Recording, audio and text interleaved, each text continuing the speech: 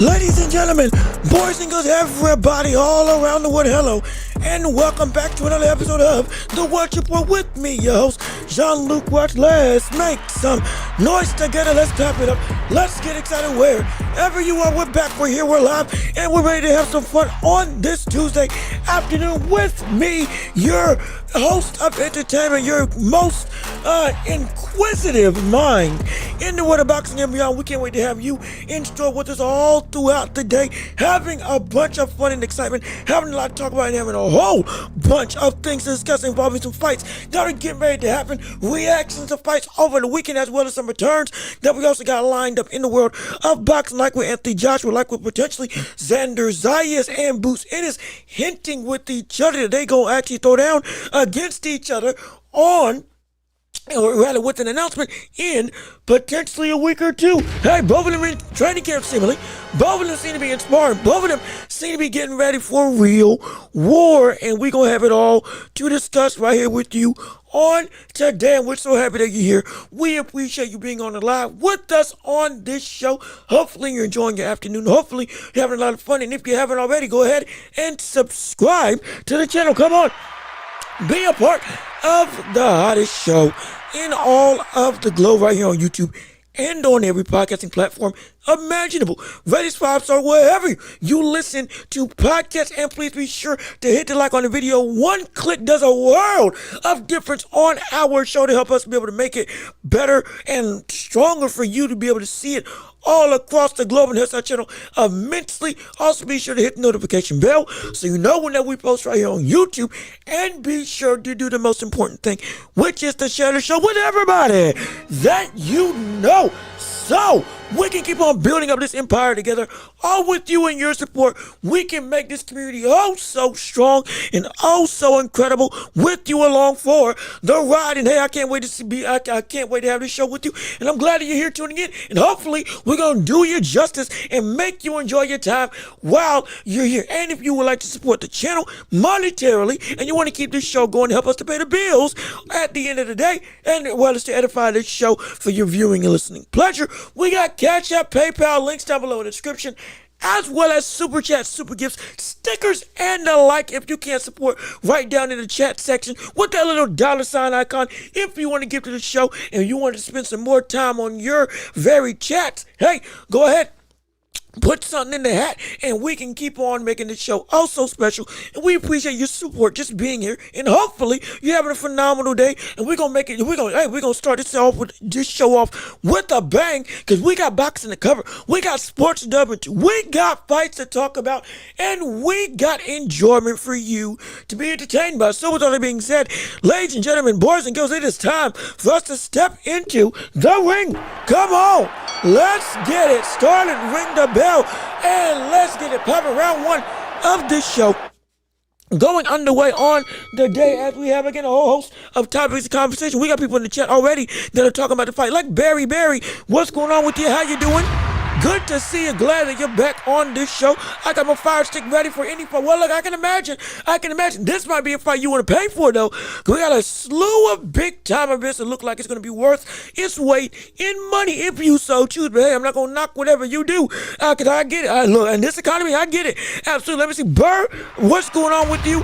Thank you for tuning into the show. So happy you're back on the stream. Let's be real. It ain't a war if we already know who's going to win. We're going to address that in a little bit. Let me see. Why is everybody getting a fight deal on Netflix, but they don't even offer Crawford a fight? Well, I can imagine they would offer Crawford a fight if he actually wanted to come back, but he ain't coming back. So I was like, that's why money's still sitting on the table for him. But let me see. Al Booger, what's going on with you? How you doing? Thank you for tuning in. We're so happy that you joined us on the live. Absolutely. I'm still hoping they don't throw Xander in there with Boots right now. But if they do, then so be it. And look, hey, that's the way might as well start the show with that very topic of conversation. Boots and Zayas, they are hinting with each other that this fight is in fact going to go down. Hey, look, I'm dead serious. I'm serious. I was hyping this up. I have been talking about this fight. I've been saying I really believe it's going to happen. We had a lot of different conversations asked you, Top Rank wouldn't actually do it. Bob Arum wouldn't risk that type of asset as a fighter to come through and be thrown into the lion's den that is Boots Ennis. He wouldn't want that smoke with him. He wouldn't want that type of position of potential danger with one of his rising stars in Xander Zayas. However, looks like they're actually going to go through and make a fight with each other. And I can even pull it up on social media for the hints and jabs that they've thrown. Not even jabs. Just essentially looks like things are looking up. Because Zayas is in the gym currently posting pictures, prepping for, hey, we training for a return to the ring. Boots is putting up Denzel Washington training day pictures on his social media, essentially saying, hey man, look, we got the deal done and things about to pop off in the world of Ennis land, and it seems to be genuinely we're gonna get that unification fight between the likes of Boots Ennis and Xander Zayas going up against each other for the unified championship of the world. Yes, indeed. Oh my, it's a big deal. It's a huge deal. It's a real deal. That's what it seems to be. And I'll leave posted right here on the old picture-in-picture for you all to witness and see exactly what we're talking about and discussing. If you are new and don't know what's going on, we're discussing Boots Ennis versus Xander Zayas, and it looks like confirmed, or rather, it looks like the talks are not just heating up, but everything from both fighters' perspective looks like it's actually going to go down, and they are going to fight each other, as you can see. Hey, take a look at this. There you go. Evidence in and of itself. Per inside the ring, also per their individual media platforms. If you'll let me scroll up real quick, these are the things that they get from Boxing and Barbecue, both of them, the Boots Ennis' own social media posting this. Subsequently, hours after or before, we see Xander Zayas posting pics of him going and training, and hey, Camp 24 underway. Everybody, they prepping for something, and it looks like they're prepping for each other. I'm just saying, speculation, I understand. I'm not saying everything is set in stone, but I am privy to say that it seems like all signs are pointing to they are getting ready to clash with each other. And if so, I can't wait for it. I'll be completely honest. I know it's a big-time deal. I know it's a big-time situation. That it's a lofty task, but I want it to happen. Coupled with the fact that we played a clip of the president of Top Rank, not Bob Arum, but the brother above Bob Arum. I believe it was the brother above Bob Arum, who was on Ariel Wani saying that, hey, we were at the table. They want this fight. Boots want this fight. Xander wants this fight. And Top Rank would love to have this fight actually take place. Them signing with the Zone, incredibly enough, finally getting an actual partner deal to show their fights on places other than Tubi and Facebook and free platforms. Though I loved it when it was on Tubi. Hey, I'll tell you this. I wish they had kept it with Tubi because I love to see just straight up boxing for free, access with everybody. But that's another conversation. Regardless of which, everything seems to be lining up for it. If they're going to get a deal with DAZN, most likely they want to start this partnership off with a bang. And so what bigger bang for your buck than a huge fight between DAZN's biggest star and Boots, or one of the biggest stars in Boots Ennis under Eddie Hearn Matchroom, and Top Rank with their rising star in Xander Zayas, getting an opportunity to get the biggest platform possible against what looks to be already seen as a, per talent perspective, pound for pound level name. And hey, from that platform, he can grow even in defeat. If it happens to be the way, we're excited to see it take place. And we want, and I'm telling you, man, it looks like things are heating up and we're going to get the fights that we want, thankfully. Let me see. Zayas is a hype job and Boots is asking for too much money, where it seems like the money seems to be just fine and they're going to make it so that for that fight, nothing's going to be on the table. And Zayas, he's not a hype job. He's real. He is, getting mind you, he's the youngest champion in boxing right now, or rather was formerly the youngest champion in boxing. But up until Abdullah Mason came through and beat that record by becoming champion against Sam Noakes on the undercard of Shakur versus Teal. I believe that was the card, Shakur versus Teal. And so there's a like he's real. He's been taking real tests. He's been trying to fight. He's been doing what we've been saying that we want to see a champion do. Go after consistent challengers whenever they're available. Don't just sit on the hype that you have. Build on it. Make a lead out of your career and make it so that we are doing something incredible. And so, like, my gosh, he's moving like a champion. We want to see act.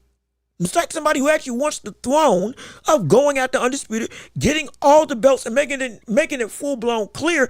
I'm the guy to beat. So I'm not mad at it. I'm glad that we're seeing the move in this way. Let me see. Xander has pillow hands. His strategic plan will not work in his favor if he doesn't work on defense. I already see Boots coming with everything. And again, we going to talk about the fight. Now that we're hinting at both of them coming through and actually getting in the ring with each other. Al Booker also, they're both going to be it's before the WBA and WBO unified titles. Let me see. A wise man. What's going on? Hey, maybe you're related to Paul Heyman.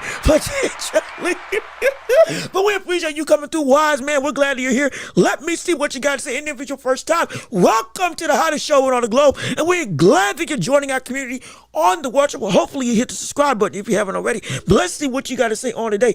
I'm hearing people say Xander isn't ready for Boots. He is already a unified champ and more experienced at 154 than Boots. He's as ready as he's going to be. Boots needs this fight now. And here's the thing, you're absolutely right. And now, Booker, you said it best. He's the youngest unified champion in the world right now. And so and Burr, I see what you're saying when you say fighting who though in terms of with his experience at 154.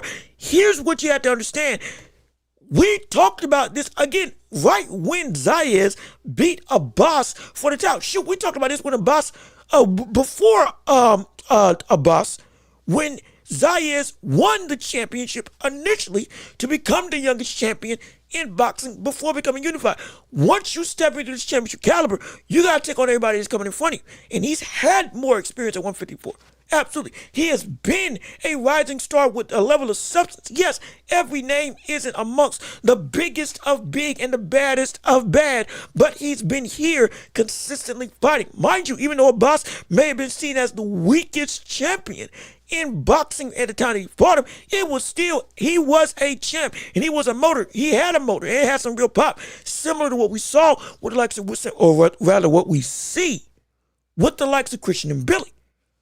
This was an actual, okay, if you can get past him, you showed this more than just a fluke and a pretty face and a lot of marketing that's gotten you being looked at as a real big time potential star in the world of boxing as your career pans on.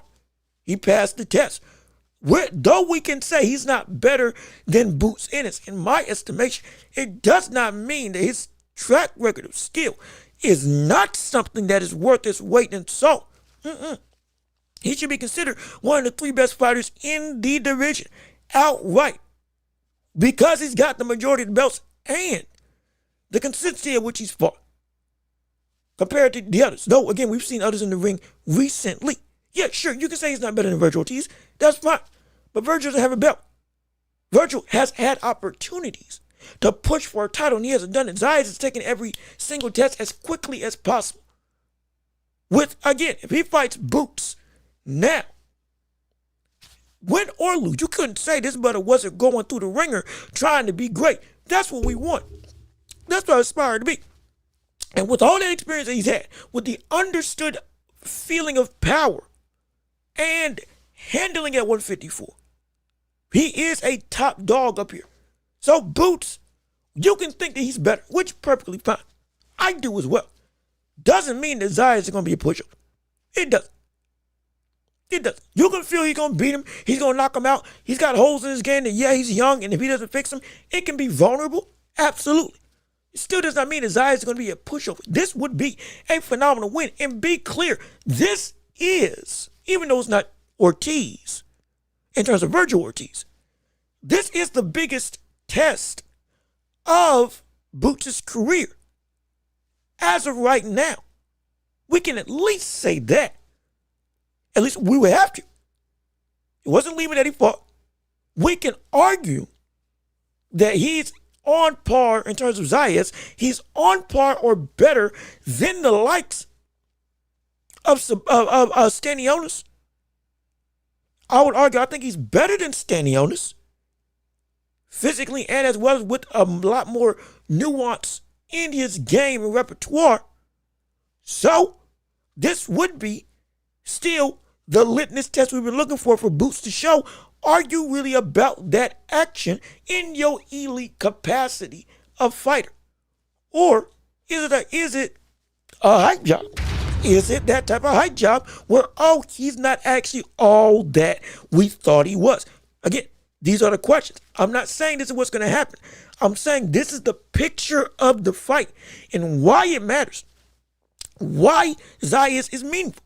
Why Zayas has a legit weighty claim to call himself, I'm in contention for being the best in this division. And I deserve this opportunity, or rather Boots deserved this opportunity to fight me. Because we got to be clear right now. We can say that Boots is still seen as the best talent in the division. But at this point in time, Fundora, Zayas are two of the most accomplished. They're two of the most accomplished. Fundora because of the names that he's fought, as well as with the championship that he has. And Zayas being the most gold-laden fighter as it stands in this division right now, holding the majority of the belts in the division. Those two are the prizes. They are the goal. They are the current standard regime.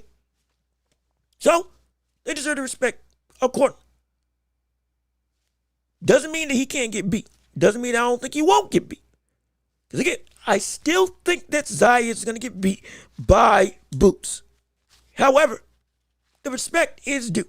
And I don't think he's a hype job. At least to me, I don't believe he's a hype job. That's in my opinion. And even if you say it's a hype job, mind you, he hasn't been moving like a hype job, and he's young. Yeah, let me see. Boxing Nerd, what's up with you? How you doing? Welcome back to the show. We're so happy that you're here. Thank you for joining in on the live with us today. We appreciate all of you showing up and showing out on the stream. And let me see what you got to say. Boots, just too much. A lot of people say that. And I agree. Again, I agree. Everything that y'all are saying, I agree with. He's too much. But at the same breath, this is the fight that makes the most sense, that has the most weight, and is a fight that for both of their legacies pushes them up. Even in defeat, if Zayas loses, he's only 23. And he's already with this, what we have seen as a skill set that looks incredibly substantial, but is not refined to the level that we want to see. And he's already been able to accomplish this at 154, one of the deepest divisions in the whole of boxing right now. He's only going to grow from this, win or lose. And so, yeah, he's too much, but we get in the fire with somebody that's above your caliber and push yourself. And when you experience that, all of a sudden you now understand, oh, okay, this is what the levels are in boxing. Now I know what I need to aspire to get to. Now I know what I need to work on. And now the prime of myself starts to come into form. Let's face it, everybody ain't going to be undefeated. But just because the defeat happens does not mean he doesn't need that to turn into the monster that we want to see. Or and fix the stuff that we say, oh, okay, yeah, now you got to fix it. So it's going to be bad. But I do think it will be good for Zayas in the long term. Because this type of fight can make Zayas into everything that we said his potential can be. Though he's not ready or at that potential right now.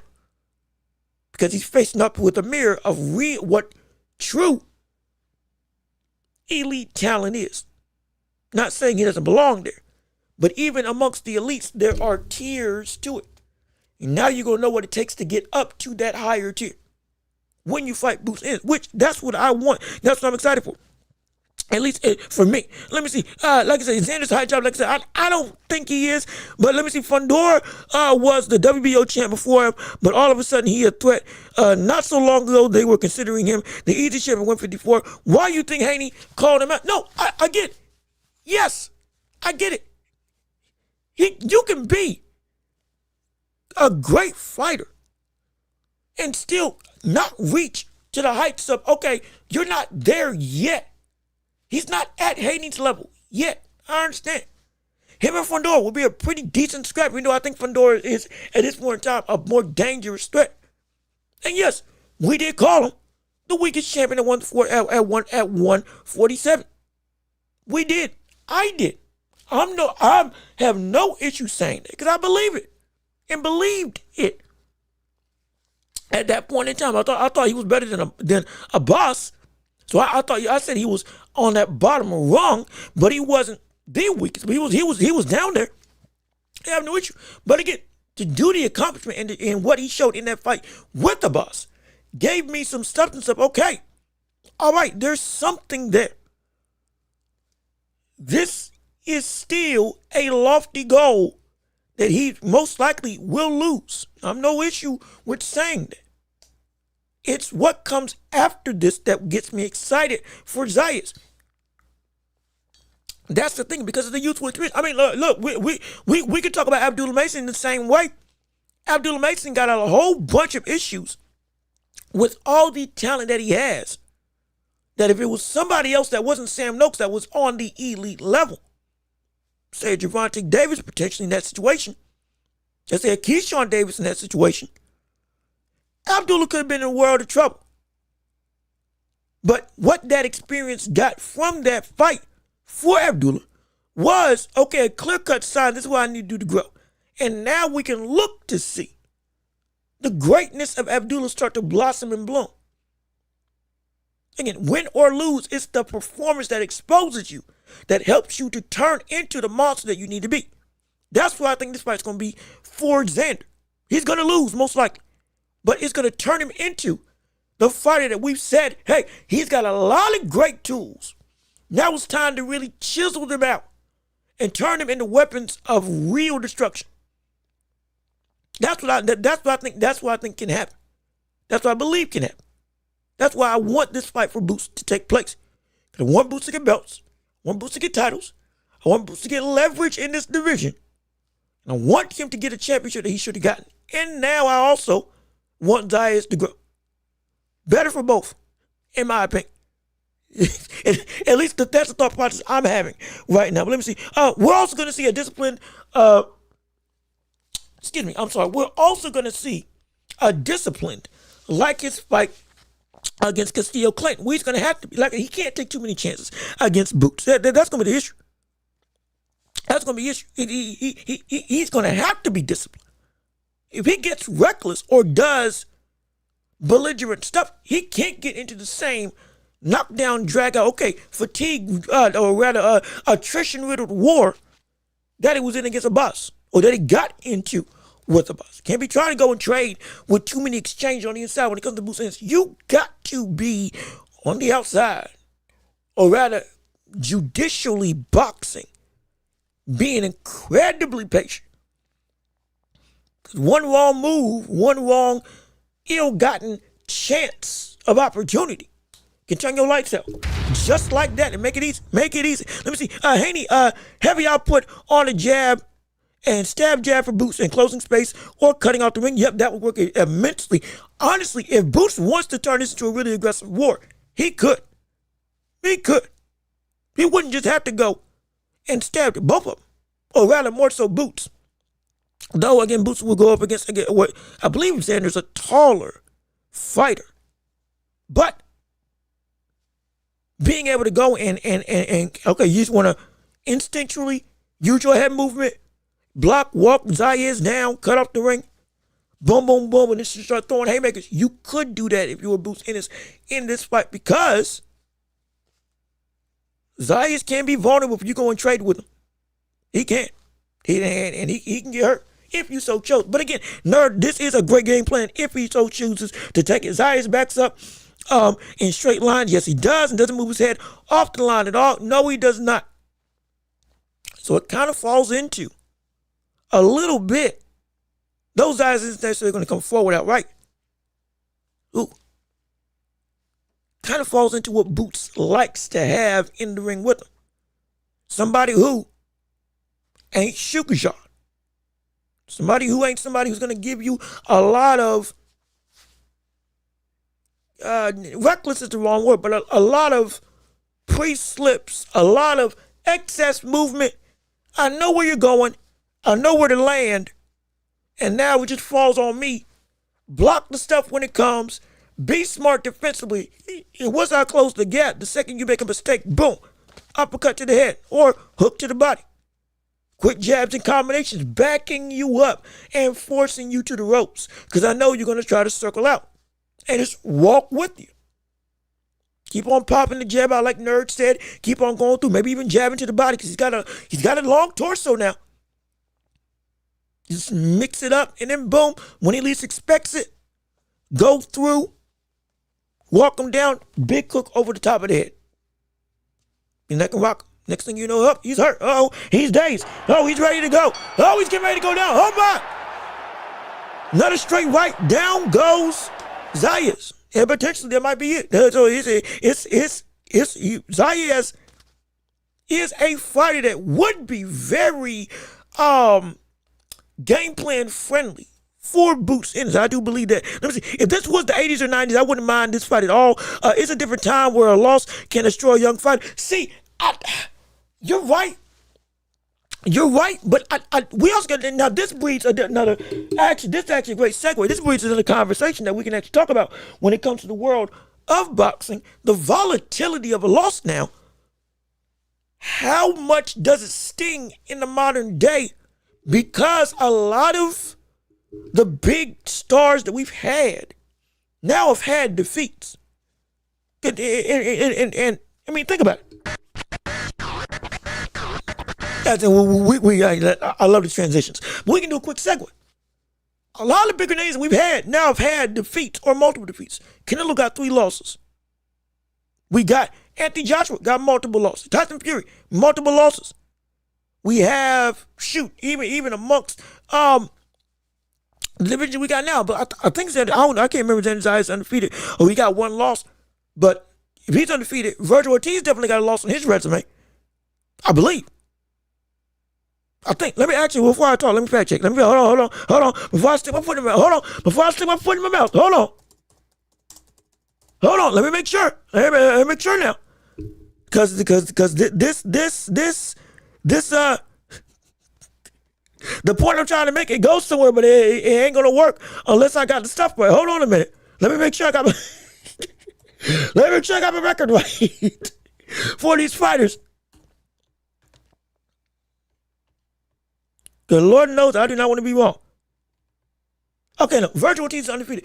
Who's that fighter that has a loss on his resume? There's some fighter that is a champion that has a loss on Gary Antoine Russell. That's who I'm thinking of. I'm sorry. Gary Antoine Russell got a loss on his resume. T.P. Lopez got a loss on his resume. We've had defeats before, and still they're able to be great.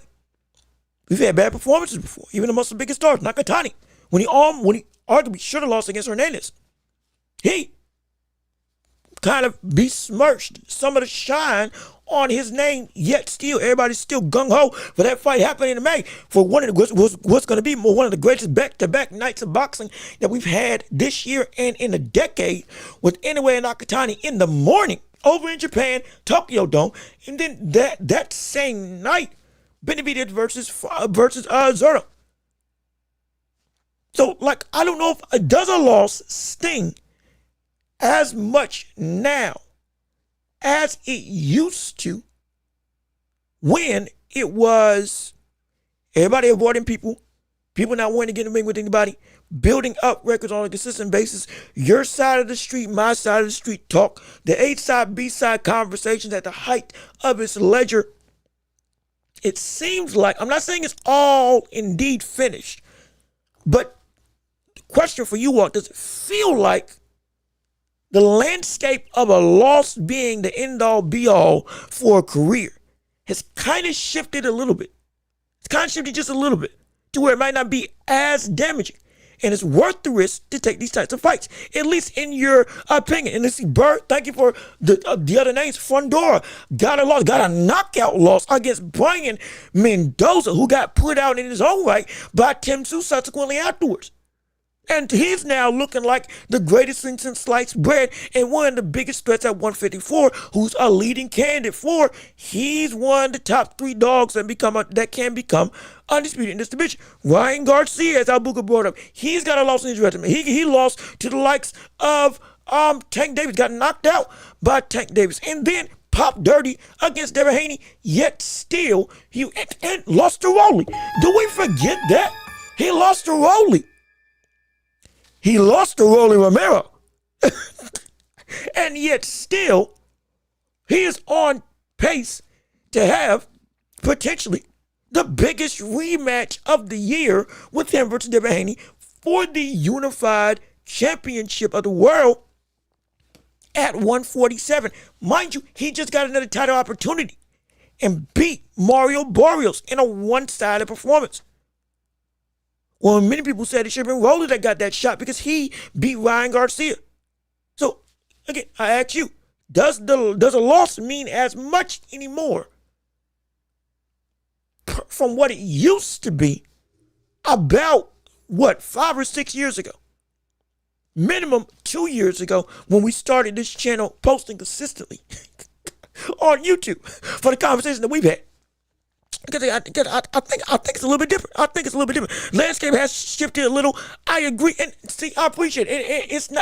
It hasn't shifted greatly.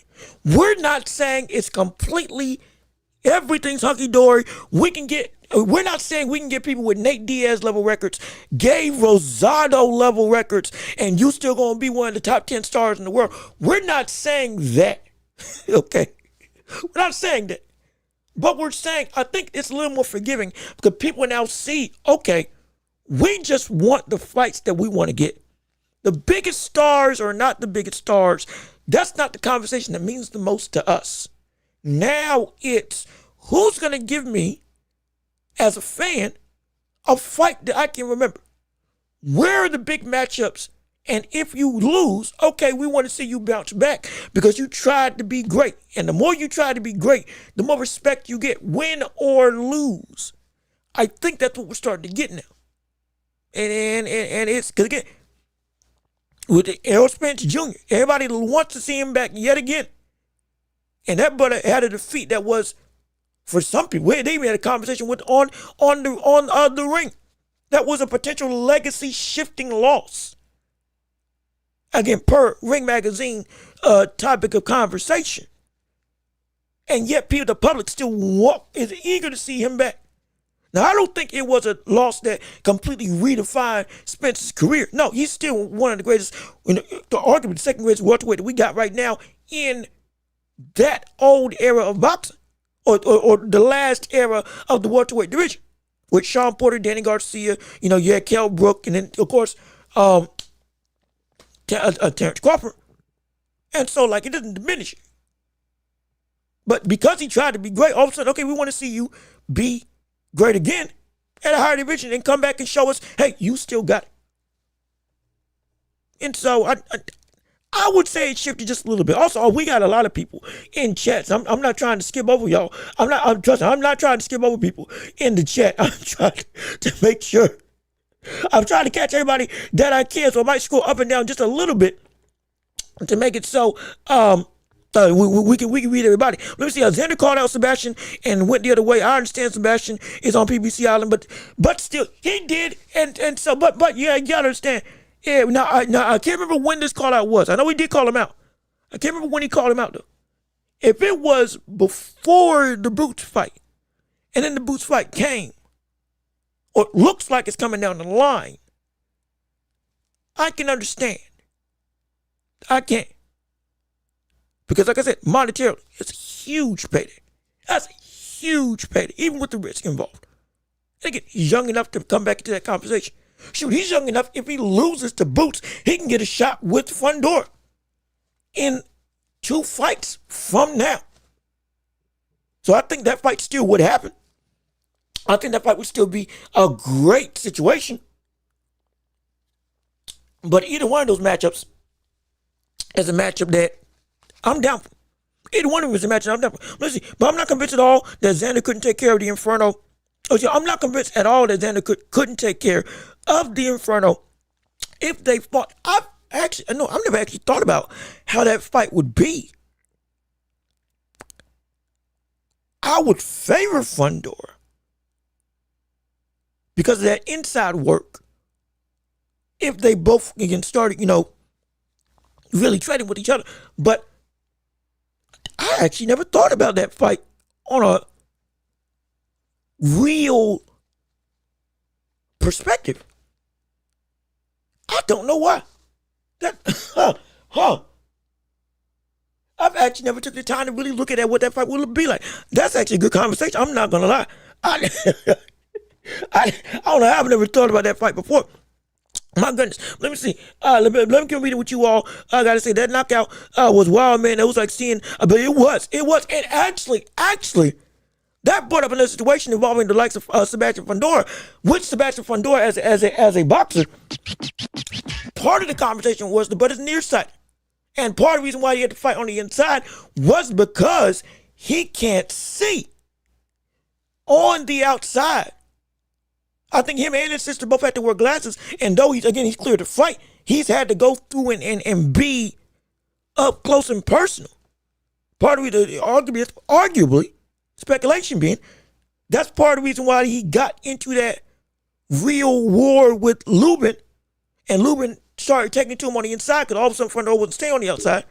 Part of the reason why might have had trouble with Tim through the first fight. Part of the reason why we've seen him for the majority of his career, even though he's got an 80-inch reach at stinking 6'5.5", going through and still, just boloing people with uppercuts and working his way in a phone booth with limbs everywhere. So that actually may be the reason why he's been fighting like this, and why the frustration of you're so tall and you got so much reach, why are you willingly engaging in such close quarters? Well, it might be because that's the only way he can see on a consistent basis. Maybe. Again, maybe. Per what the ring, and I think also Timothy Bradley was bringing up, and he has been wearing glasses outside the ring as well. So it's like, that might explain a lot. Man, that might explain a lot. A whole lot. And that might be useful for the likes of Keith Thurman when he fights against the likes of Fundora. Because now you may be able to mask your ability to jump in because he may have bad eyesight on the outside.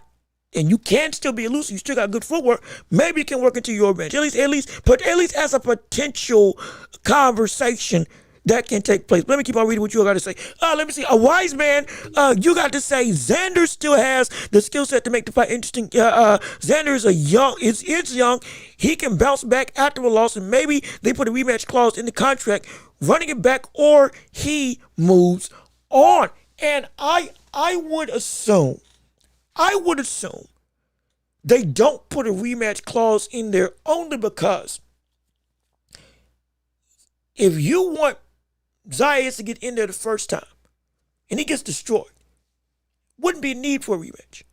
Now, as a champion, sure, run it back.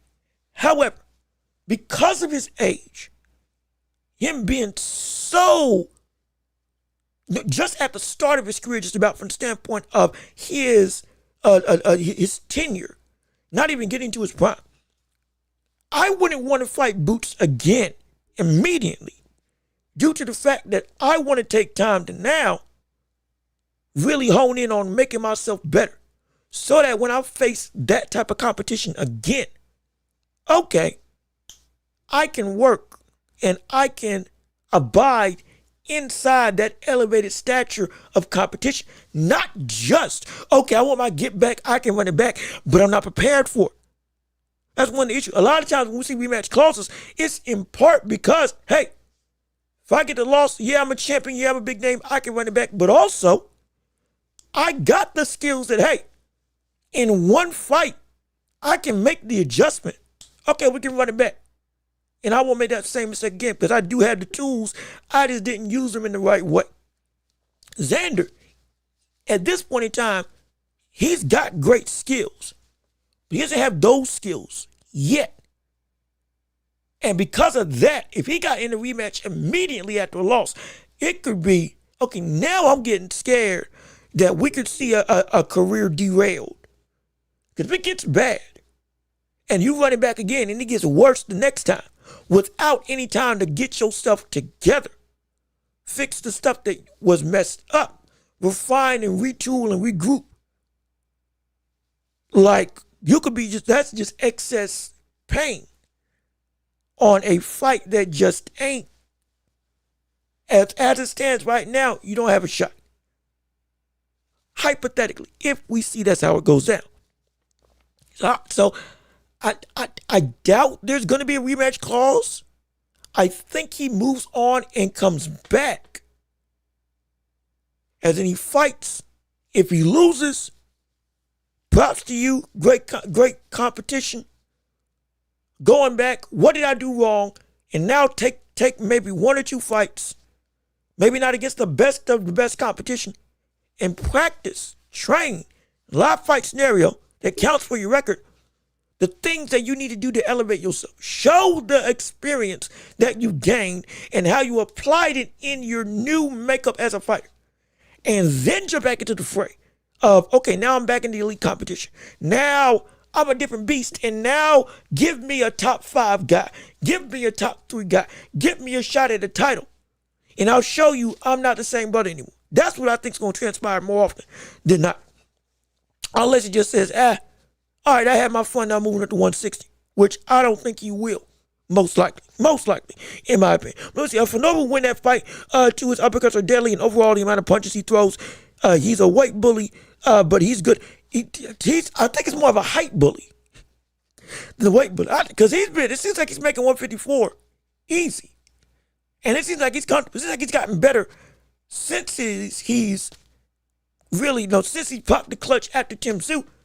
So I think he's more of a height bully than a weight bully. But even still, I get this. I understand the sentiment. But honestly, I have Fundora taking Keith into deep waters. And look, don't be surprised about Fundora versus Keith Thurman if it does go into deep territory of competition. Because look, one of the biggest things about Keith Thurman, he's giving up a game plan about what he can do against Fundora. He's talked about what he can do, breaking windows and going downstairs to the body, which again, we're going to play a clip of that. But he's essentially fighting a heavyweight level physical fighter. From a height perspective, I've never seen him overcome this level of competition from the standpoint of athletic deficiency of this degree. I mean, he's giving up about, he's a 6'9" reach. He's giving up 10 inches in reach. He's giving up 10 inches in reach. Almost a foot of space. He's giving up. If he threw out a jab, it would come to potentially his armpit, the armpit of Fundora. And Fundora would still be powering through with room to go on his jab, let alone that chopping right hand, if he chooses to throw it. He can throw an uppercut from stinking Timbuktu. Don't let him fight like a man never had to. My God, don't let him sweep the floor. Don't let him start sweeping the floor like that and punch it from the other side of the corner. My gosh, that's hard. That's a horrifying thought to process. That I'm gonna have to fight that if you're Thurman.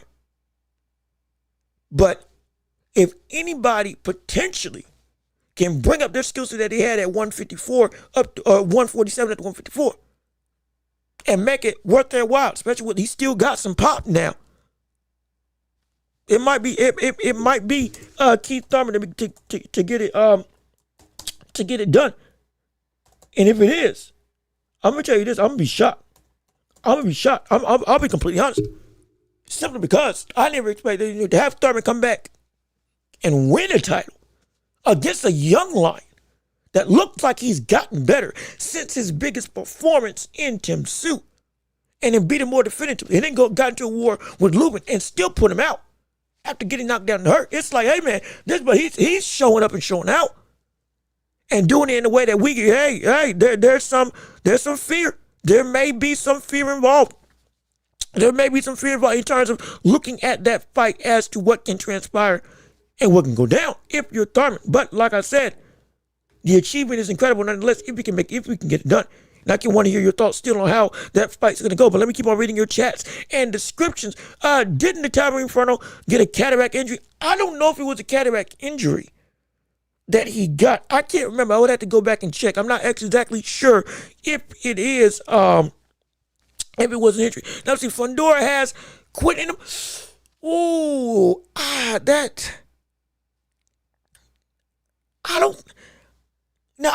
don't agree with that. I don't think he's got quit in him. He got knocked out cold by Mendoza. But he ain't quit against Mendoza. And since that fight, he's been in the trenches, as in style-wise, literally fighting, where he's the most vulnerable. I don't think he's got quit in him. He can potentially get beat, but I don't think he's got quit in him necessarily. Also, Moon Man, what's going on with it? How you doing? Good to see you. Thank you for tuning into the show. Hopefully you leave a like on the video. Hopefully you're commenting your thoughts. Hopefully you're commenting your thoughts and opinions still. Hopefully you're subscribing to the channel and keep on sharing the show. We're so glad that y'all are here, and we appreciate all of you coming through, absolutely. And we're loving the conversation, no question about it. Let me see. All I gotta say is watch out for Keith's overhand right. Also, Sebastian Fundora is susceptible to it. Yeah, that's a big issue. That's a huge issue. I think in that fight I believe it's fight week actually for this fight going down. So hey, look, we talk about a whole bunch of stuff. And Fundora is susceptible to potentially getting lulled to sleep, going downstairs, next thing you know, popping up with overhand that he can't see out of his peripheral visions. And he gets caught and he gets cracked. And it can be damaging. Now, I will say he's been more proactive at willingly fighting on the outside a little more fervently. You saw it against him more so with the Tim Tszyu fight in the second situation. And then you've seen him look to attempt to take advantage of his height a whole lot more. Like I said, he's gotten better. He still is an inside fighter. He still wants to go to war on the internal plane of competition. But he's adopted his length of reach a little bit more. And in a way that it's frustrating. I mean, Tim Tszyu even, again, we talk about he got quit in him. He made Tim Tszyu quit. I understand. He like He made Tim Tszyu quit. He made Tim Tszyu quit. Now we've seen Tim Tszyu get knocked out. We've seen Tim Tszyu get again beaten. But to have him quit on the stool, we didn't think he had that in him. But Fundora brought that out of him. We may not see Fundora allow Thurman to get on the inside in the same easy way. Now, we could see Thurman go to jabbing to the body. We could see Thurman go and start to push the pace, or not push the pace, but push the envelope of doing what he says that most people don't do against Fundora, which is attack the windows, attack the midsection, throw some up jabs as he's trying to close the distance, and then break a lot of windows. Break a lot of windows on that 6'5" body of Fundora. And if that does happen, well, maybe we can see Fundora get hurt. Maybe we can see that fatigue set in. But at the same breath, I don't know how likely that is going to work. Reason being, there have been people that have gone to the body against Fundora, but it's been to no avail. If anything, them going to the body has made them susceptible to those uppercuts, to those damaging shots with leverage on the inside from Sebastian Fundora. And so it could be a double-edged sword if you're Keith Thurman, because if you go and lay it down there, hey, score some points, get some momentum, take the real estate that's available. Yes, but the counterpoint, the pendulum swing, can be you lead yourself into an uppercut that rocks you, that hurts you, that puts you in some serious trouble. Mind you, we've seen Fundora break faces, swell people up, go and put people's lights out. I mean, a destructive puncher is what Fundora is. And the biggest thing about it is because it's so short, brother, it's boom. What for him was is a little bit of just a popping up punch. For you, it feels like a haymaker. So it can be damaged. It can be a double-edged sword. So he might be just a little bit careful, when it comes to that. But like I said, time will tell, and we'll have to see. If the same Keith Thurman that fought Brock shows up, he wins. I just don't know which Keith shows up, and that's a whole other conversation. Which Keith Thurman is going to show up? Will the age catch up, or will the structure of the fight look like Thurman is back to prime form? Hey, year-long. The multiple year layoff, the injuries that forced the fight to get pushed back, but he was still in the gym. All that is shaking off the last of the ring rust that the 3-year layoff has been affording him. And now next thing you know, he's looking great. He's looking good. He's looking phenomenal. He's back to prime form, and we all excited for him. And he's a champion again. Potentially, that's what we could see. Let me see. We might get Keith versus Virgil. Oh, we could. Ooh, we could. We really could. We really could. Now, that's a fight that could be more entertaining and last longer than Fundora versus Virgil Ortiz. It could, if it's the Thurman that shows up and looks like the Thurman of old. We got ourselves a real fight if that's the case. We got ourselves a real interesting affair. That's a quality war if we get that going down. For the sake of the style for style matchup, I would love to see Thurman versus Ortiz. I would love to see Thurman versus Ortiz. Thurman versus Virgil Ortiz for the titles? Woo! That's a bar burner. That's a really good fight. But again, Thurman's got to show he's still got what he got. He got to show that he got what he got. If he doesn't, it can be dangerous. Let me see. Not an injury. Cataract surgery to correct the vision. If he got cataract surgery, I didn't know if he got cataract surgery. I did not know that. If he did, it might explain why he's been fighting the way he's been fighting since, in the last Thurman fight. In the last Tszyu fight. Might be. If he did get surgery. I don't know. I can't speak on if he did. But if he did, might explain why we've been seeing him fight recent in the way that he's been fighting. But let me see. Keith wants the big fights. He does. I hope he gets it. Understand, for me, and mind you, I'm agenda pushing. I'll be completely honest. What I'm about to say, I am agenda pushing. Completely guilty. Completely guilty. I am agenda pushing with what I'm about to say. I want Keith Thurman versus Errol Spence Jr. I want that fight. Because that fight was supposed to be had a while ago. Errol Spence said on multiple occasions, I want Keith Thurman. I've been wanting that fight since I was 14-0, 15-0.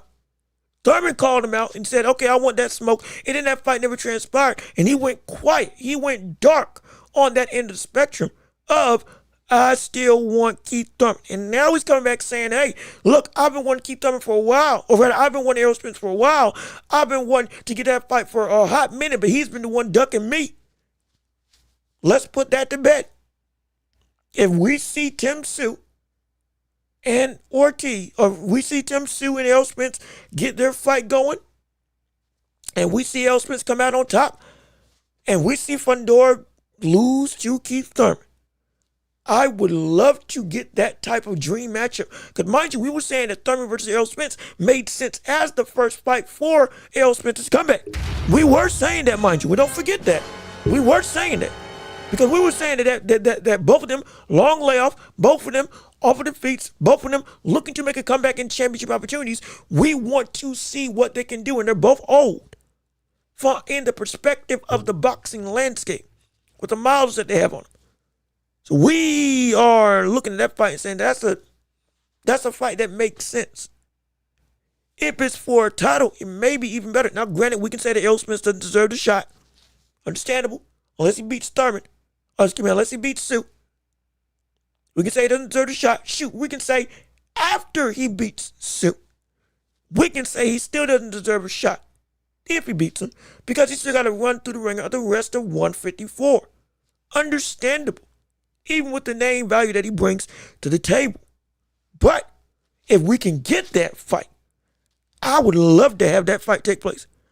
I would love it. I would love it, absolutely. Let me see. Man, if Errol Spence gets back on the field, he's going to be a target. But now, give Virgil a title shot. And I'm with you. Like I said, I'm with you. I'm with you. I'm completely with you. I'm just giving you food for thought. That's what can transpire. That's what can happen. Because Thurman and Errol, there's some history there. There's some marketability there. There's some money there. There's some hype there. But you have that you can have that fight in Dallas Stadium. You could have that fight in Las Vegas with the amount of fans that would come out to fight to see Errol Spence get a championship opportunity. It'd be like Manny Pacquiao, Mario Barrios. You saw how packed out that stadium was. You saw how packed out the hype for that fight was. All of a sudden on fight night, the whole landscape of, oh, we don't know how this fight's going to look. We're not really excited for this fight. That shifted. That shifted in an instant. In one instant. That's the power of, not polarity. That's the power of the pull that we saw Pacquiao have. Now, I'm not saying Errol Spence is Manny Pacquiao from a beloved nature, but he is beloved. People want him to see him in the ring. People want to see him back in the ring. People would love to see him get a championship opportunity. Love it. But give the people that deserve their shot the shot first. And we need to see some consistency from Errol Spence. I'll say that. But if we do see it,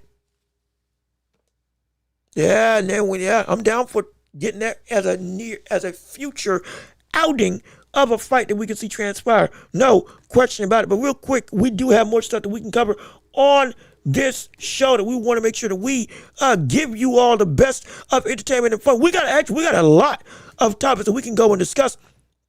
And I want to know what you all want to say or want to do first and foremost. We can either talk about, and I'm going to leave it up to the public, we can talk about Anthony Joshua coming back in the ring, or rather him training in the gym with Usyk and how he looks very scary. Or we can talk about what was the 30. We can go with Adams and Martinez and recapping the fights that they had with each other. We can. If I'm kind of want to cover the Martinez and Adams fights first, because this has set up a great landscape for 168. Because my gosh, in fact, we'll go on each other. We'll do it right now. Bump it. We'll do it right now. We'll cover Anthony Joshua later. We're going to cover the fights that happened on the weekend. Yeah. Because, boy, if you didn't get to see it, we got history made, ladies and gentlemen. It happened. Can you believe it? For the first time in boxing history, Guatemala has a new champion under their regime in the likes of Lester Martinez. Congratulations to Lester Martinez on winning the interim WBC title and becoming a champion. And it is incredible. It is phenomenal. It was stupendous, and it worked out. Again, him going through and beating, I believe it was a lean that he beat. He did with flying colors. He is a better fighter in every single way, and he showed it. Mike, him, and that stability he's got with Terrence Crawford and Bomac, they have been doing Lester Martinez wonders. Now we got him going around his waist, and now it puts him in a position to where he is one of the leaders in the contingency for all of the gold at 168. And it was a sublime performance. And again, it went about. I believe it was a unanimous decision where he was just simply doing everything that he wanted to do. Give credit to Aleem. Don't get me wrong. He was giving effort. He was just outclassed. He was just outclassed and beat straight up, plain and simple. And now Lester got gold. And now Lester got competition. Because if you didn't know, Lester Martinez wasn't the only buddy that fought last night. We also had Emma Williams versus Carlos Adames, and Emma Williams beat the brakes off of no, not Emma Williams. I'm sorry. Adames beat the brakes off of Emma Williams. I mean, it wasn't funny.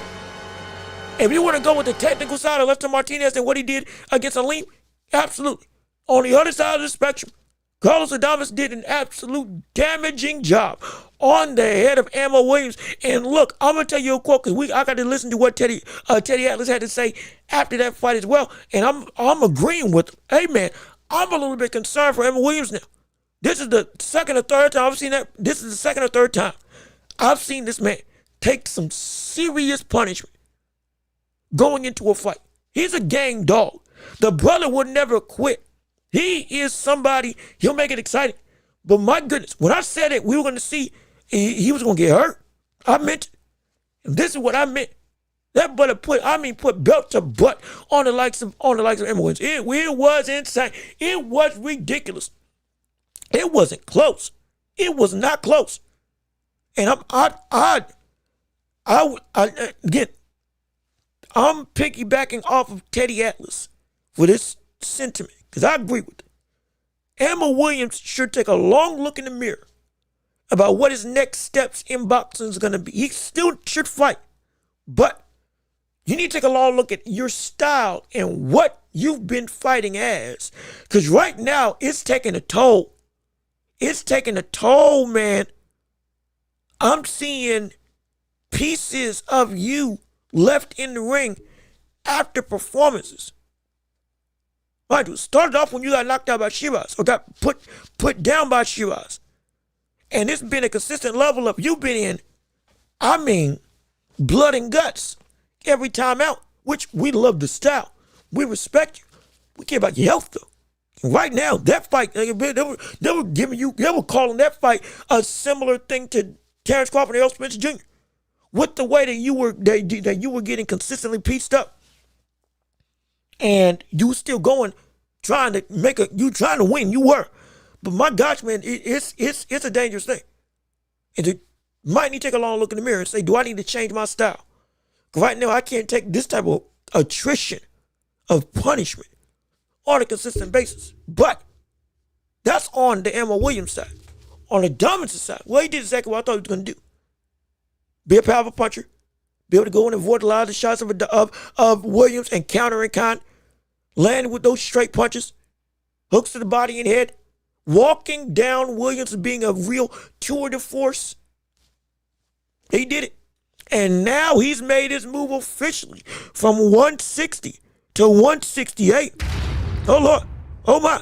Oh, my. If you didn't know, that's why I was saying Lester Martinez got some competition now. Because we are seeing the likes of Adames moving up, stepping up in weight. And now we got another claim to the throne of 168 for hold of gold. Now we got Canelo Alvarez. We got Khamzat Shiraz. We got Carlos Adames. We got Lester Martinez. We have stinking who else? We might have Janibek coming up there in a little bit, especially with them popping dirty once he gets off of his suspension.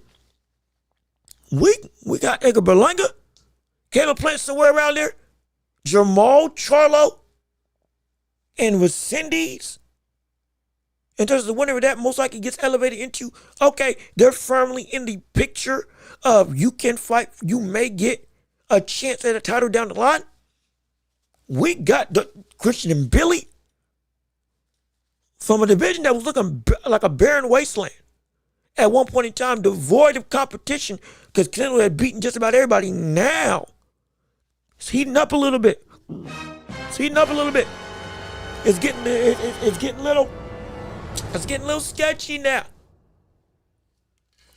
I get a little more fervent. We can get mind you, we can get a rematch with Adames and Shiraz. We can get Adames versus Billy. We can get Adames versus anybody within that top 10 if we gonna be completely honest. Because he can fight up to that level. He really can. But let me see. Emma was never at that level, at least not yet. He started late in boxing. Yeah, no, he did. I'm not holding it against him. I'm just saying I've seen 2 or 3 fights in quick succession of all the times, of the recent times I watched him fight, that he is taking a lot of punishment that can derail his competitiveness as well as his ability to evolve if it gets too bad down the line. And he's got enough time to retool, but he needs to take some time off and do it outside of the ring. Because right now, yeah, he's not on the level, but he'll fight. He'll do everything in his power to try to make a fight out of it regardless, which I love. But at a price that I don't want it to be so steep that we can see something bad happen. Mind you, we just had a female boxer get knocked out on I think on the same card that the Pro Box won. 1 round KO came through. I mean, it was a beautiful knockout.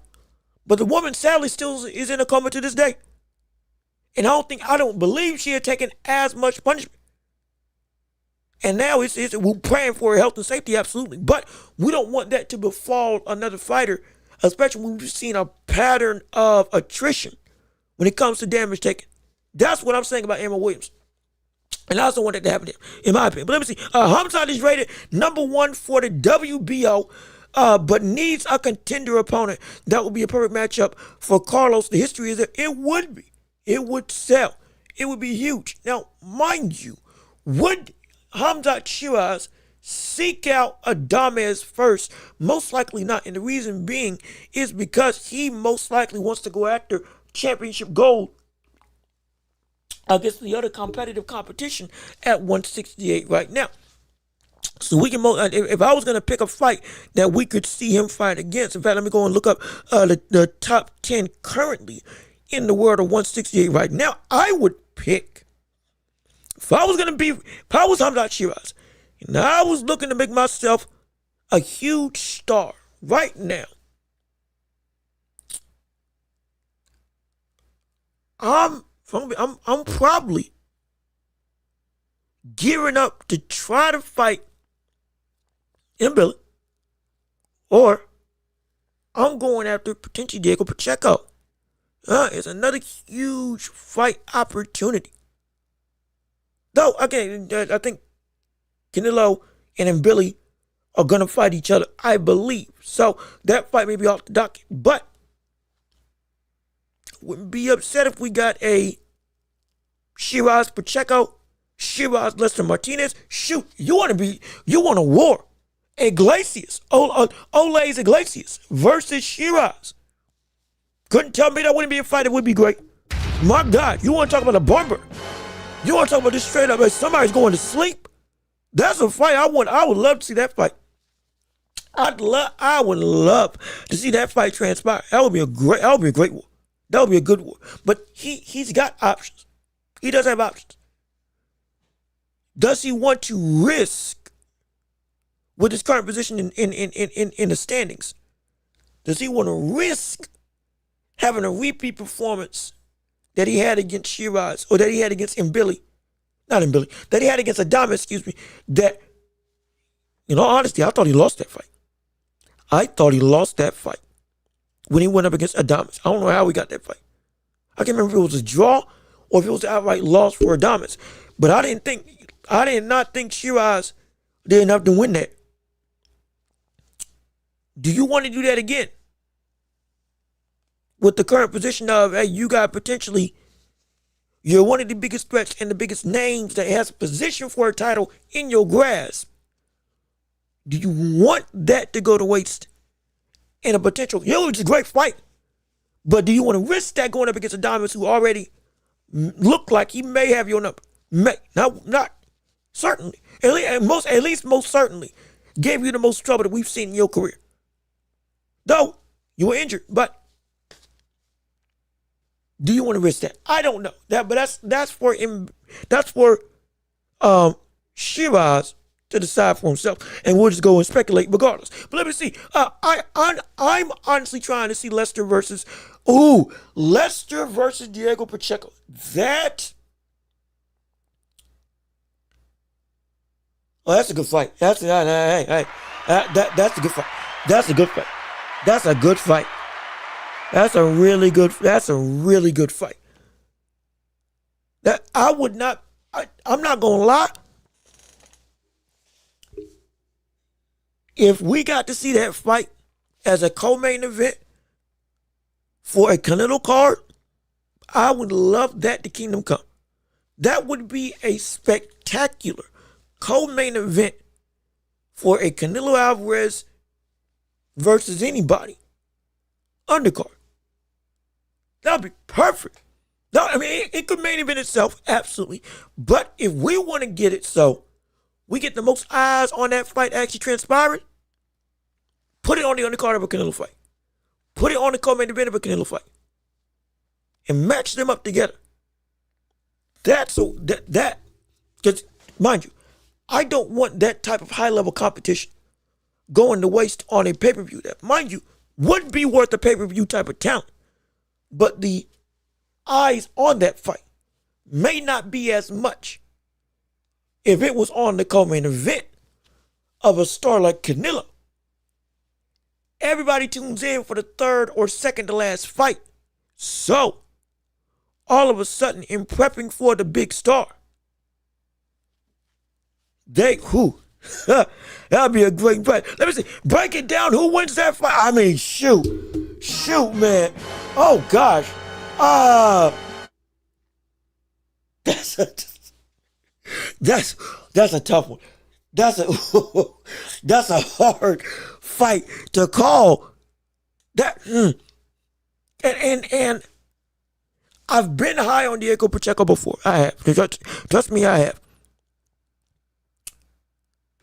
But if I'm going to be real, that fight comes down, I think, to who has the more weapons. And from what I've seen, as much as I love Diego Pacheco, Lester Martinez I think he does have more skills in his arsenal that he can use against Diego Pacheco. And has shown it in a better, consistent, versatile way than what we've seen with Pacheco when it comes to the caliber of competition and his own performance against said caliber. He's been able to show against one of the most ruthless infighters I cannot just handle myself just fine, but I can still be slick in the process. Counter and tag. If I get forced into a war, I can handle myself beautifully. Boxing acumen, yeah, I got it in spades. I got pop as well. Got a phenomenal jab. I can use my feet. I got good defense that's turning into great defense. And still, I got a chin. I got grit. I can go through and I can attack the body and head. I don't give away opportunities when they come to me. Fatigue. I don't have to worry about fatigue.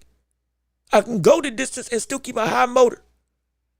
I can be tactical. I can think about what you're going to do and set traps around the ring like mines. I can be aggressive while still being a counterpuncher. If you get hurt though, I can flip the switch and turn into a killer. Just like that in a heartbeat without any ways of slowing down. He's got more arsenals that he can get into. Pacheco's got a ton of talent, absolutely. Again, I love Pacheco. However, that matchup's going to be a real. Pacheco.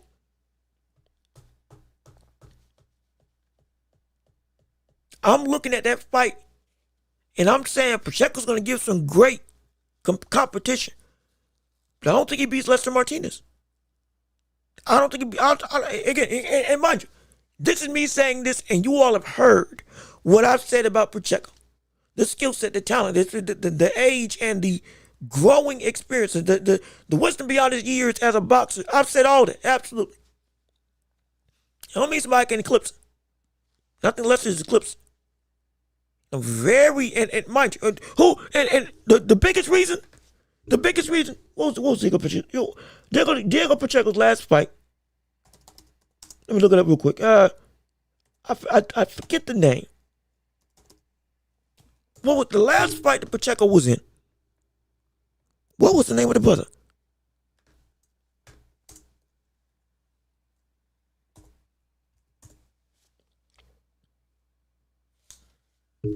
Sejo.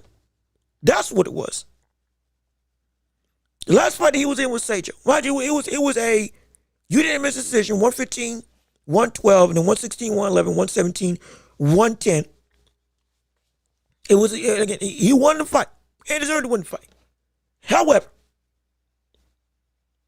when Sejo was gaining ground, when that pressure started getting to Pacheco, when Pacheco wasn't able to turn and move like we thought he was going to do, use that reach and that height and the tangible evidence of physical prowess got eliminated because of the constant warring attrition of Sejo. He got rocked, got put down, he got hurt. Lester Martinez gets in that same situation, which again, he will put Pacheco in. I don't know if Pacheco gets out of it this time. I don't think he gets out of it that time. Especially with Bowman being the game plan of making a killer that's also a supercomputer. I'm telling you, I don't think Pacheco beats him. I don't think it would be a great fight, but I don't think Pacheco beats him. I think Lester takes it. Let me see. That's what Lester needs. He can't take no easy fight from now on if he's going to be a contender. And you're right. Granted, he hasn't moved like somebody taking an easy fight. Thankfully. He hasn't moved like somebody taking an easy fight. But what he does need to do is ensure that in this very tangible wave, what's the way? That's the wrong phrase. In this very situation of volatility for Martinez, from the perspective of he can go up really quickly in this division, potentially turn into a number one contender. Not even potentially. Already seen as number one contender for whatever belt you can put him in. You can most likely argue, yeah, give him a shot now. You want to sustain that level of hype and position while not compromising, I'm taking easy fights and I'm just doing whatever. I get it. Now, because of that, and because of how Martinez has been moving, Pacheco seems like a no-brainer of a next fight if now that we're talking through it. Because it fits the position, it fits the rankings, it pushes him even higher into a championship capacity, and when we're looking at Diego Pacheco, that's a fighter he can beat. That's a fighter he can beat. That is a fighter he can beat. And he can beat somebody in dramatic fashion like Pacheco. All of a sudden, hey, the knocking on the door of people talking about you with Canelo. People talking about you with Shiraz. People talking about you even with the likes of Carlos Adames, who now just got into this division. You get called out now by Charlo, who both Charlo brothers, they can be calling everybody out under the sun. They want all the smoke. You're now in that name. You can get, I'm telling you, it can be great. It can be great. The consistency of depth of competition leads to the consistency of you getting better competition. Because now they all see you as something valuable and necessary that I got to go through you in some capacity, or you are on my radar and potentially can get my spot that I want for a title before me because you're moving like a killer. And that's what we want. That's all we ask for when it comes to boxing. Now, and he's moving like it. So, yeah, no step backs. When do you see him keep on stepping forward? Absolutely no question about it. I feel like the only fights that will give trouble to Lester is Iglesias and Canelo. I can agree with it. Well, actually, there's one more name. And mind you, we're about to transition into Anthony Joshua. So be clear. We're about to transition. We're about to talk about Anthony Joshua real quick. So to give about 3 minutes, and we're about to transition over. But the only other person that I could see give him trouble outside of Canelo and Iglesias, Christian and Billy, and Shiraz. It's those two. It's those are the four. Canelo, Iglesias, Shiraz, Christian and Billy.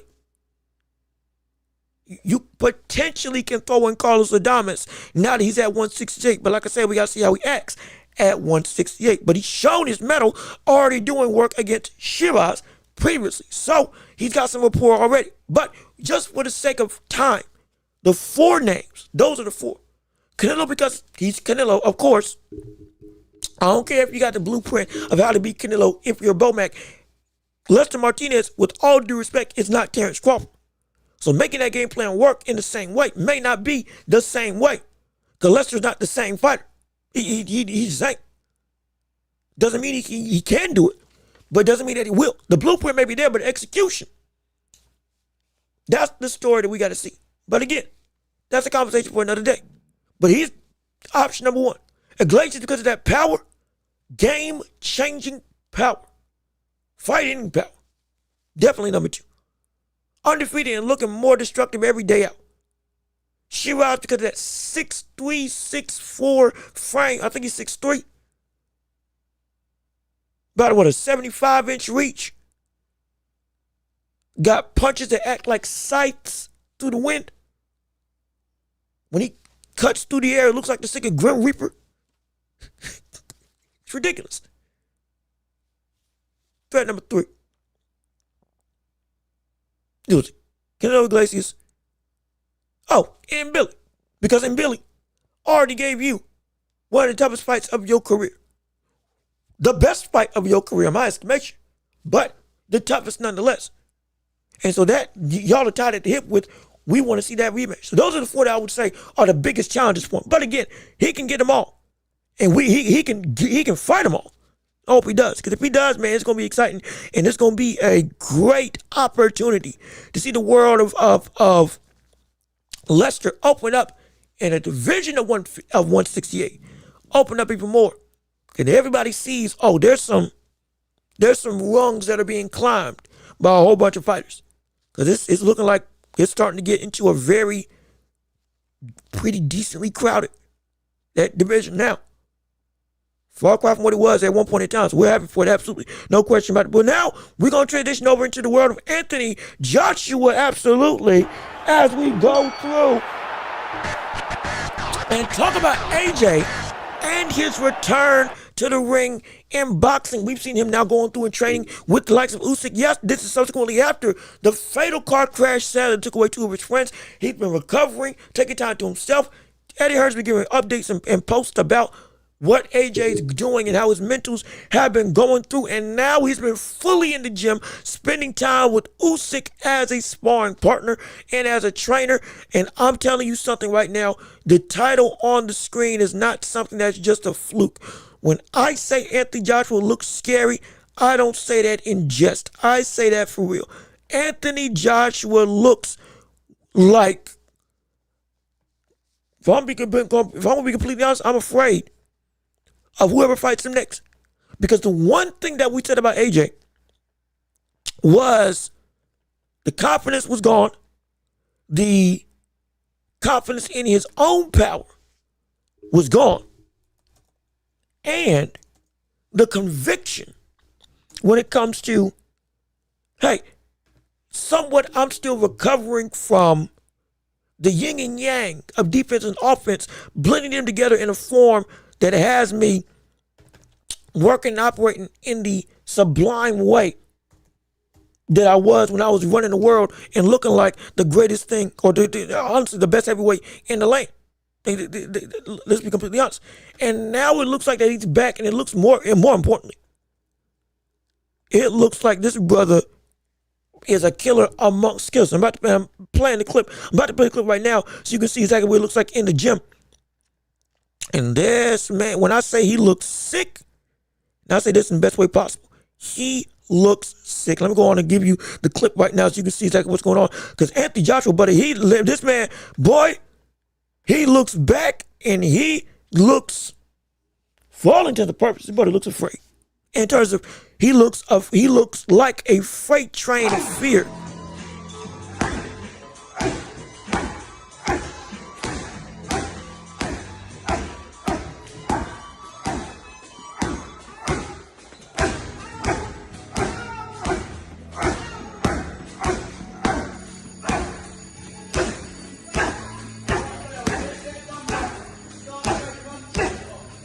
My gosh, I mean, look, my goodness, man. Hey, oh gosh, shoot, oh my goodness, this is horrible. This is terrible. This is frightening. This is frightening. Mind you, I'm excited because that is the very conviction I've been begging to see AJ have again. I've been begging. And mind you, it's insanely tragic because of the tragedy that has brought this out now. But I'm telling you right now, AJ's fighting with more so a chip on his shoulder. Or AJ's fighting with more than just a chip on his shoulder. He's changed. That life-altering experience changed him. And I say that in a positive way. Not making light of the incident. But if you remember when AJ was coming on this scene and popping up, yeah, he was smiling, he was waving. Everybody would know the darling of boxing at one point in time. One of the three faces of the sport. You could argue the second most popular man in all of boxing as a whole compared to outside of Canelo. But you remember that the early days and the body language, the killer instinct that was still latent inside of him, even with the smile, the posture at which he would punch, the complete, again, it was disregard for human life when it came to when he would throw. And the full belief in these, after Andy Ruiz, we had felt like we had lost it. We had seen that we had lost it. It looked like he had built it back up. Subsequently, with the fights he'd had with Jermaine Franklin, with ultimately leading up to Daniel Dubois, which again he got knocked out in. But that we had a glimmer of hope, and all of a sudden I fell back down to earth. It's still, we're missing that extra piece, that last puzzle piece to complete the Anthony Joshua picture. Sadly, with this tragedy of the incident over in Nigeria, that seems to have brought out that conviction again. Coupled with the training with Usyk, which I'm going to play right now so you can see exactly what he's been doing with his new mentor and partner. But it looks like everything that we've been saying we want when it comes to AJ getting back to prime form, we're getting it. And again, I'll even play the clip. This is him working with Usyk in the gym right now. Not just sparring, but practicing some of the similar things that we see Usyk use in the ring every time out. I'll restart the clip so you can actually see it in totality. Hopefully they ain't playing nothing that I'm going to get copyright stricken with. But either way, here's the clip so you can see what's going on.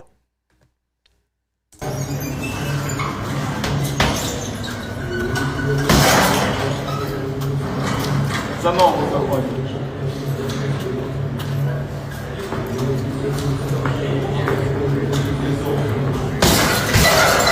Good. One more. And it's this conviction coupled with the friendship and now mentorship that we're seeing Usyk have with taking Anthony Joshua under his wing, taking Anthony Joshua and putting him in a situation where he is able to grow with support with a team that, mind you, sees what his weaknesses are and are willing to work with him to make him better.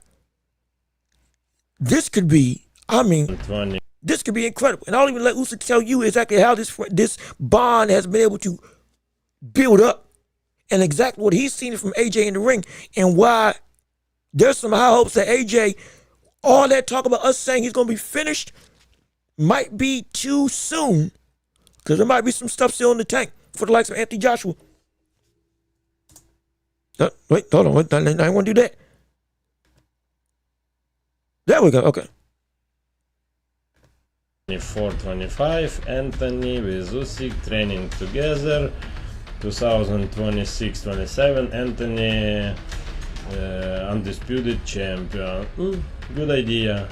Usyk help, signed.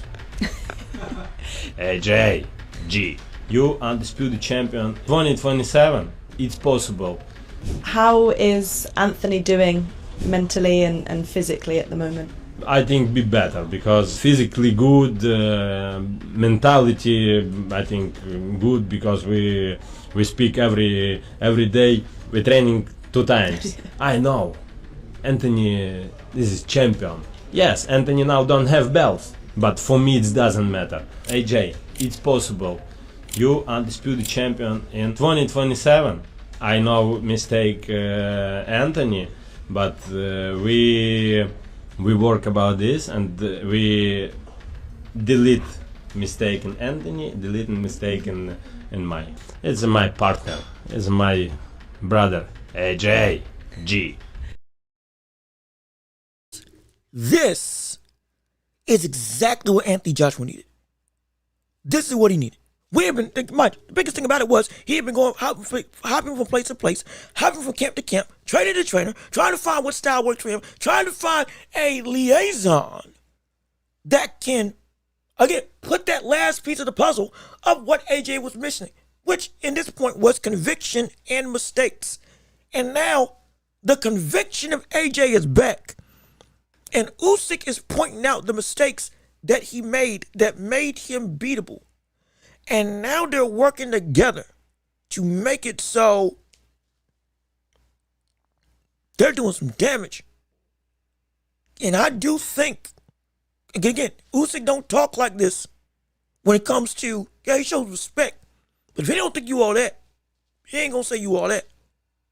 We have seen it. And him saying, yeah, the stuff that was a problem, we're deleting that away. We're taking it out. AJ is better than what he was when he came in with us. Mentally as well as a fighter as a whole.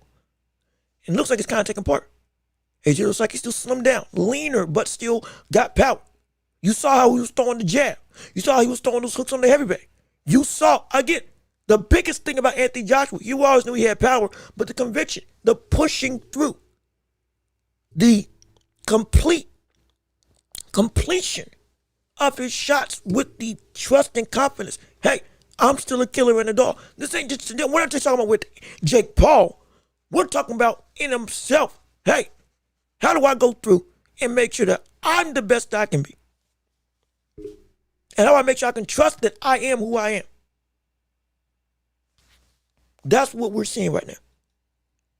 I mean, credit to AJ for being able to come back from that incredibly shocking situation. Again, that was a tragedy.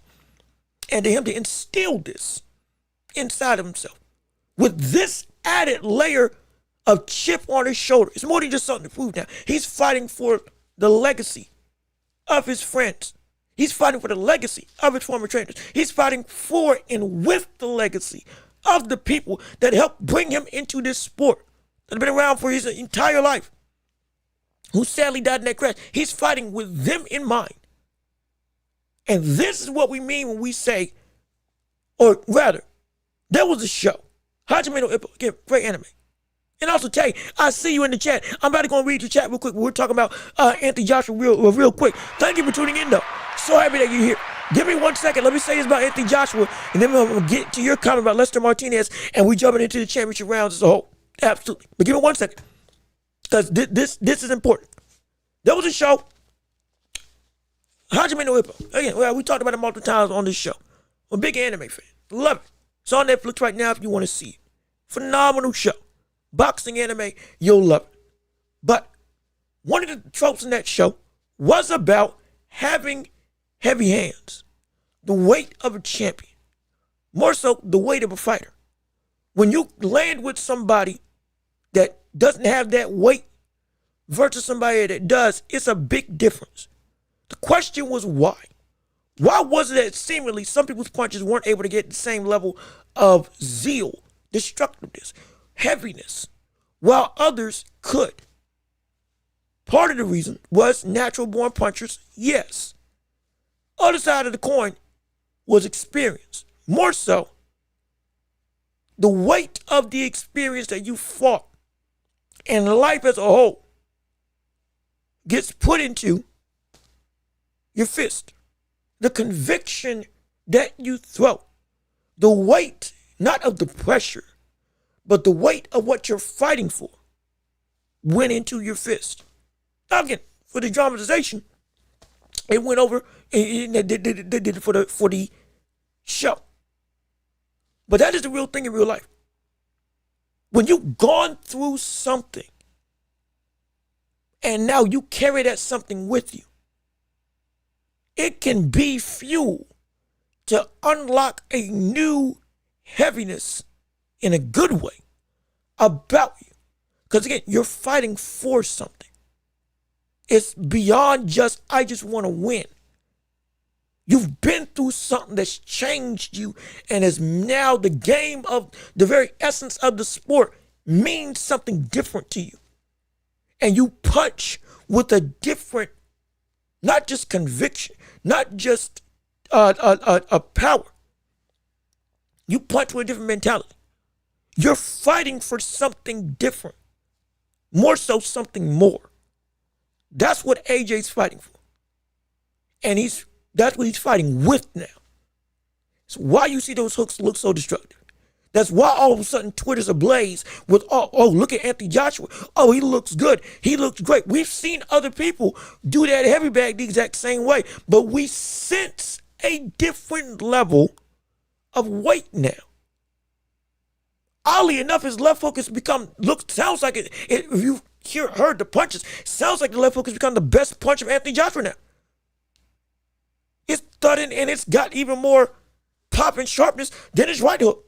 That's what it looked like, but even still, both punches, both fists, got a sense of heaviness. There's a lot of momentum that ain't just coming from his own weight. That's coming behind his shots now. There's got everybody saying there's a difference. If somebody gets caught with any of these shots now, we're dealing with something completely different. And it's important because he's training with somebody that's also carrying that same level of heavy load. Usyk, with the war in Ukraine, the pride of his people, his country on his back, along with his family, along with friends that have died. Mind you, he went and fought in that war, or went and helped train people to fight in that war to help protect his country. He went over there, took a leave of absence. The president, Zelensky, even told him, hey, you mean more to us by staying in the ring. Go back and keep on winning. Don't go and fight over here, because you are doing more than you think with you being a beacon of hope.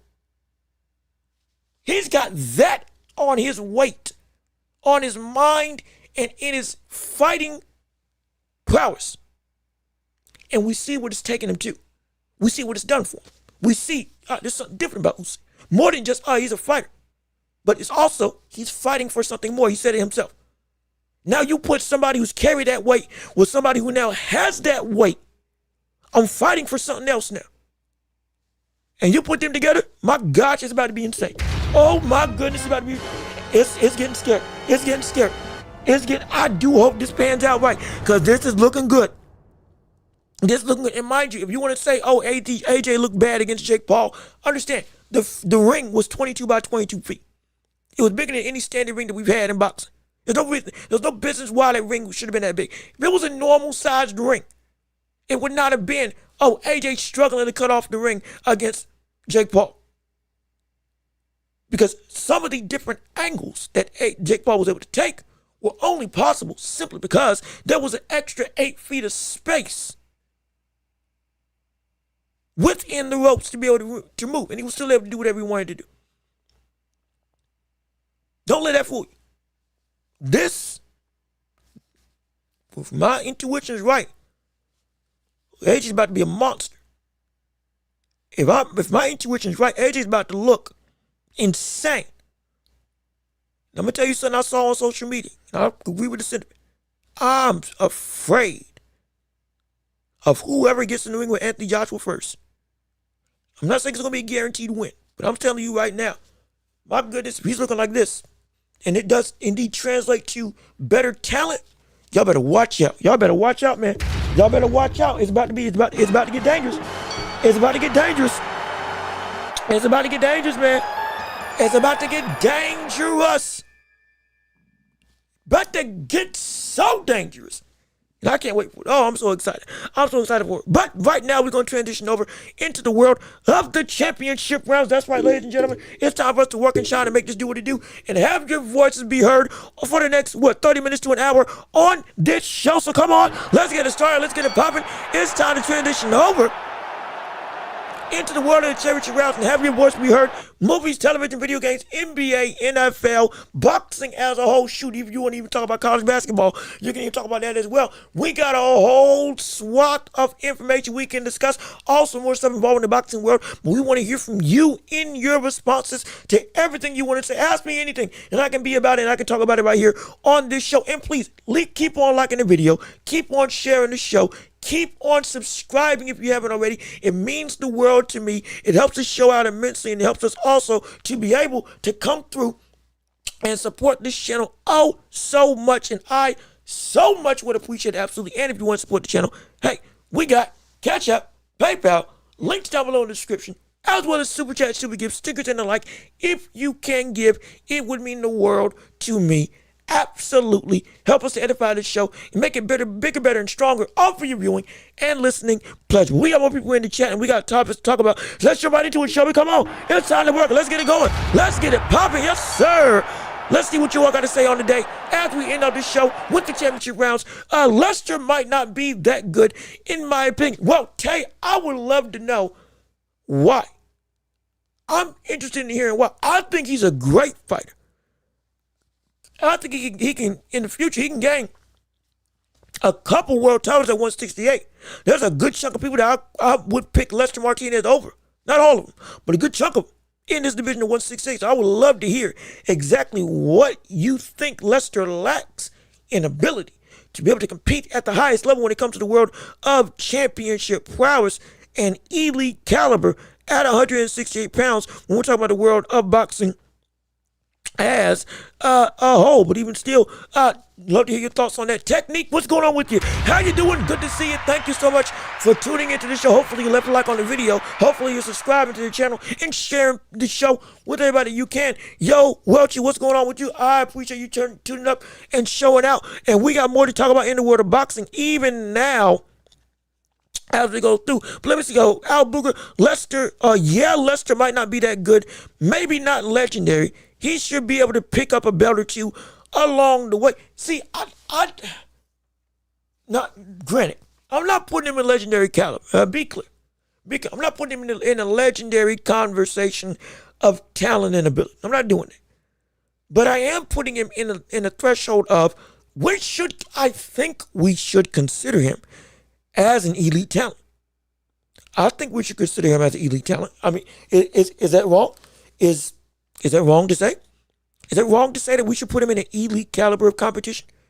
You can even put him not as the best. He doesn't have to be the top. He doesn't have to be the man that is the end-all, be-all when in reference to everything involving the boxing world. He is the best of the best, and there is no other. Not saying he's got to be that. But does he belong in the championship caliber in the first place? Does he belong? Does he belong in the elite standard of Canelo, of Shiraz, of Christian and Billy? I would say yes. So by that metric, I think he's good. I do think he's that good. Mind you, in Billy, you fight in Billy in his own domain, and you fight him to a draw, and people are saying that you should have beat him. That ain't no easy feat. More than that, that's not something that's just ho hum to be able to do. And mind you, these are the same people that are saying potentially Christian and Billy will give Canelo some real run for his money with the style that he fights at 168, with it being not unrelenting.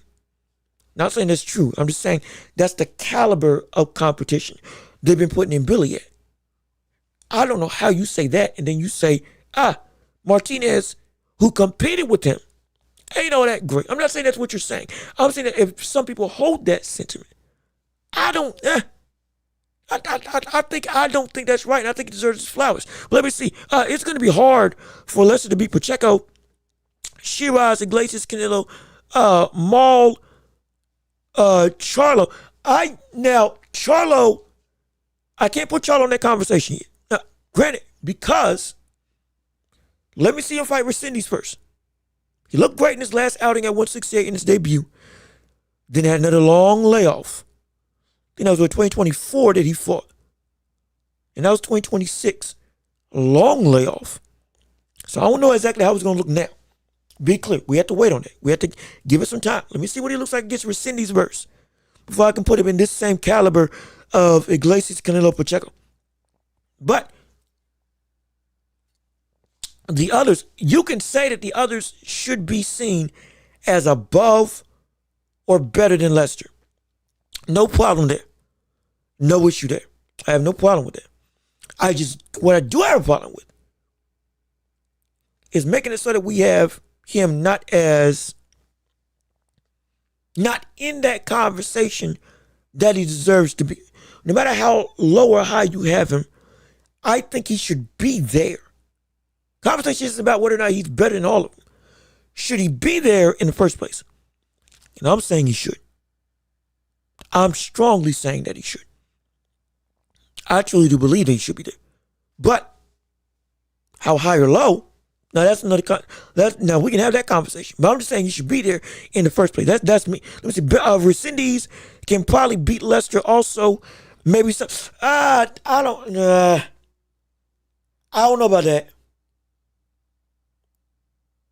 I don't know about that. I can't say that.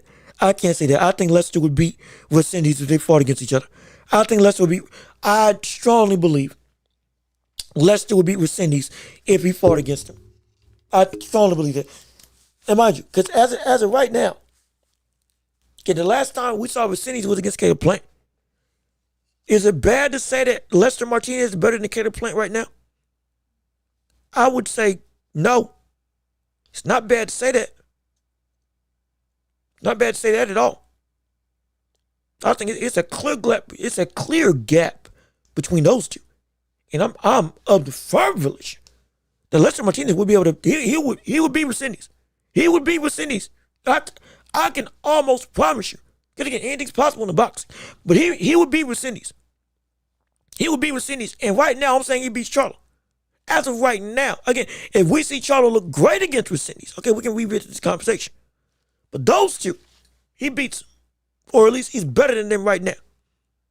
Iglesias, Pacheco, Shiraz, Canelo, we can have those conversations. That's a little bit different. Carlos Adames, like we talked, and mind you, we had talked about this also earlier in the show, so we're glad that you brought this up because it gives us more time to kind of really divulge this conversation. But Carlos Adames moving up as well has a great claim. Hey, that would be a great fight between the two. That would be a phenomenal war, even just on the technical level, between those two boxers. Also, with Carlos Adames, arguably, not even arguably, I think he should have beaten Shiraz when they fought against each other at 160.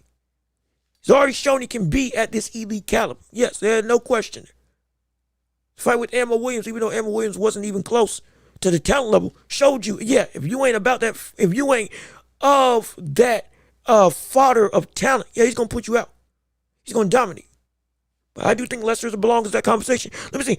Do you think Janibek will move up? Yeah, I think he will. I think he will. I think he should. I think he should. Got stripped of the belt, lost his opportunity against Arizona Lara, popped dirty. And at this point in time, every one of the biggest hitters at 160 is gone. I mean, who's there? Who's left? Boots just got up to 154. Errol Spence just got to 154. Nobody at 154 is moving up to 160. And outside of Arizona Lara, it looks like, no, it was Carlos Adames, Janibek, Lara. Now it's just Janibek and Lara. And honestly, it's just Lara because Janibek is suspended. Banned for a year, maybe even longer. It would make all the sense in the world. Hey, move up to 168. You dominated your division. Yeah, you didn't get the big fight that you wanted. Understandable. Partly, not even partly, because of your own actions. But you got everybody now is up here. Everybody now is at 168. Shiraz, who was at 160, I would have loved to see that fight. It's now at a higher division. Adames, I would love to see that fight. It's now at a higher division. Canelo, I would love to see Janibek versus Canelo. That fight's at a higher division. Everybody's everywhere, except for where you are. So what does that mean? It's time for you to vamonos up to a new level, up to a new threshold. Get yourself some competition when you come back at 168. You can make the weight. You're strong enough for it. You were going to fight Terrence Crawford at 160 before ultimately Terrence Crawford said, yeah, I'm retired. But if we want any way to eke somebody back out of retirement, you put a new player in the game that, hey, I was going to fight you. Now I came back and I dominated the division that you beat the best guy at. Comes find me. I went into your new territory and I dominated. Now come back and show me you really are the great fighter that you say you are, the all-time great that you're supposed to be. Shiraz, we had some time at 160. We never got it on. Let me show you why I was going to beat you down there by beating you up here. Adames, you got all that power. You beating up on Ammo Williams. Guess what? That ain't happening to me. I'm a southpaw killer. In the perspective of I'm a southpaw and I am a killer. I will destroy you. And just because we ain't fight it at 160 don't mean you were on my level. And I'm going to show you exactly why. I want all those fights I want to see. In fact, that would actually complete the roundup of that top five. Because it would be Canelo, Shiraz, Lester, then Billy, and then Gentleman. That would be the 5 best fighters at the division. Carlos Adames would probably be 6. But with how we've seen the division move. And then Iglesias most likely would be 7th. Not in the perspective of the talent, but just if they were going to do revamp rankings. It would probably be that. We've seen Iglesias get avoided. Janabek, if you go through and you beat Iglesias, I mean, you can do what Josh Kelly did to Bakra. You shut down the boogeyman. Next thing you know, everybody's up and on. Oh, my God. Oh, shoot. Oh, Lord. It's Janabek. He's a killer.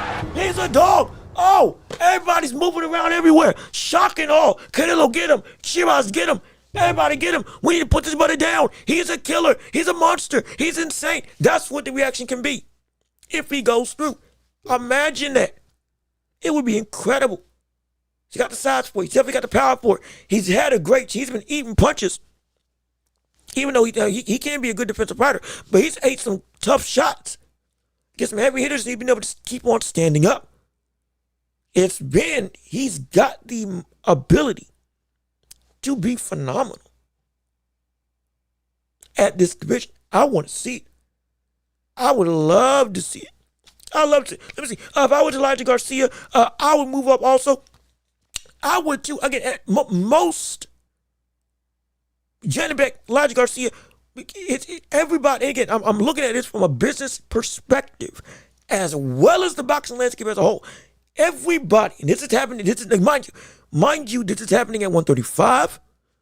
This is happening at 140. At 140. This is happening at 147. More so, 147. Everybody's moving out of these divisions and going into the next stage of their career almost all at the same time. I mean, think about it. Bam's moving to 118 now. One weight class away from 122. Junta moved up to 122 to fight Inoue. Inoue's getting ready to move up to 126. In a couple, and maybe by this year. After Nakatani. If he doesn't fight Bam afterwards. Keith Thurman moving up to 154. Errol Spence moving up to 154. Ryan Garcia moving up to 147. Rowley moving up to 147. Devin Haney moved up to 147. Boots moved up to 154. Errol Spence moved up to 154. We got a bunch of Benavidez moved up to 175. Oh, my bad. He moved up to cruiserweight. Everybody's transitioning at the same time.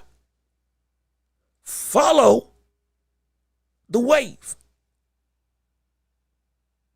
Keyshawn Davis moving up to 140 or 147. Wherever he makes his decision.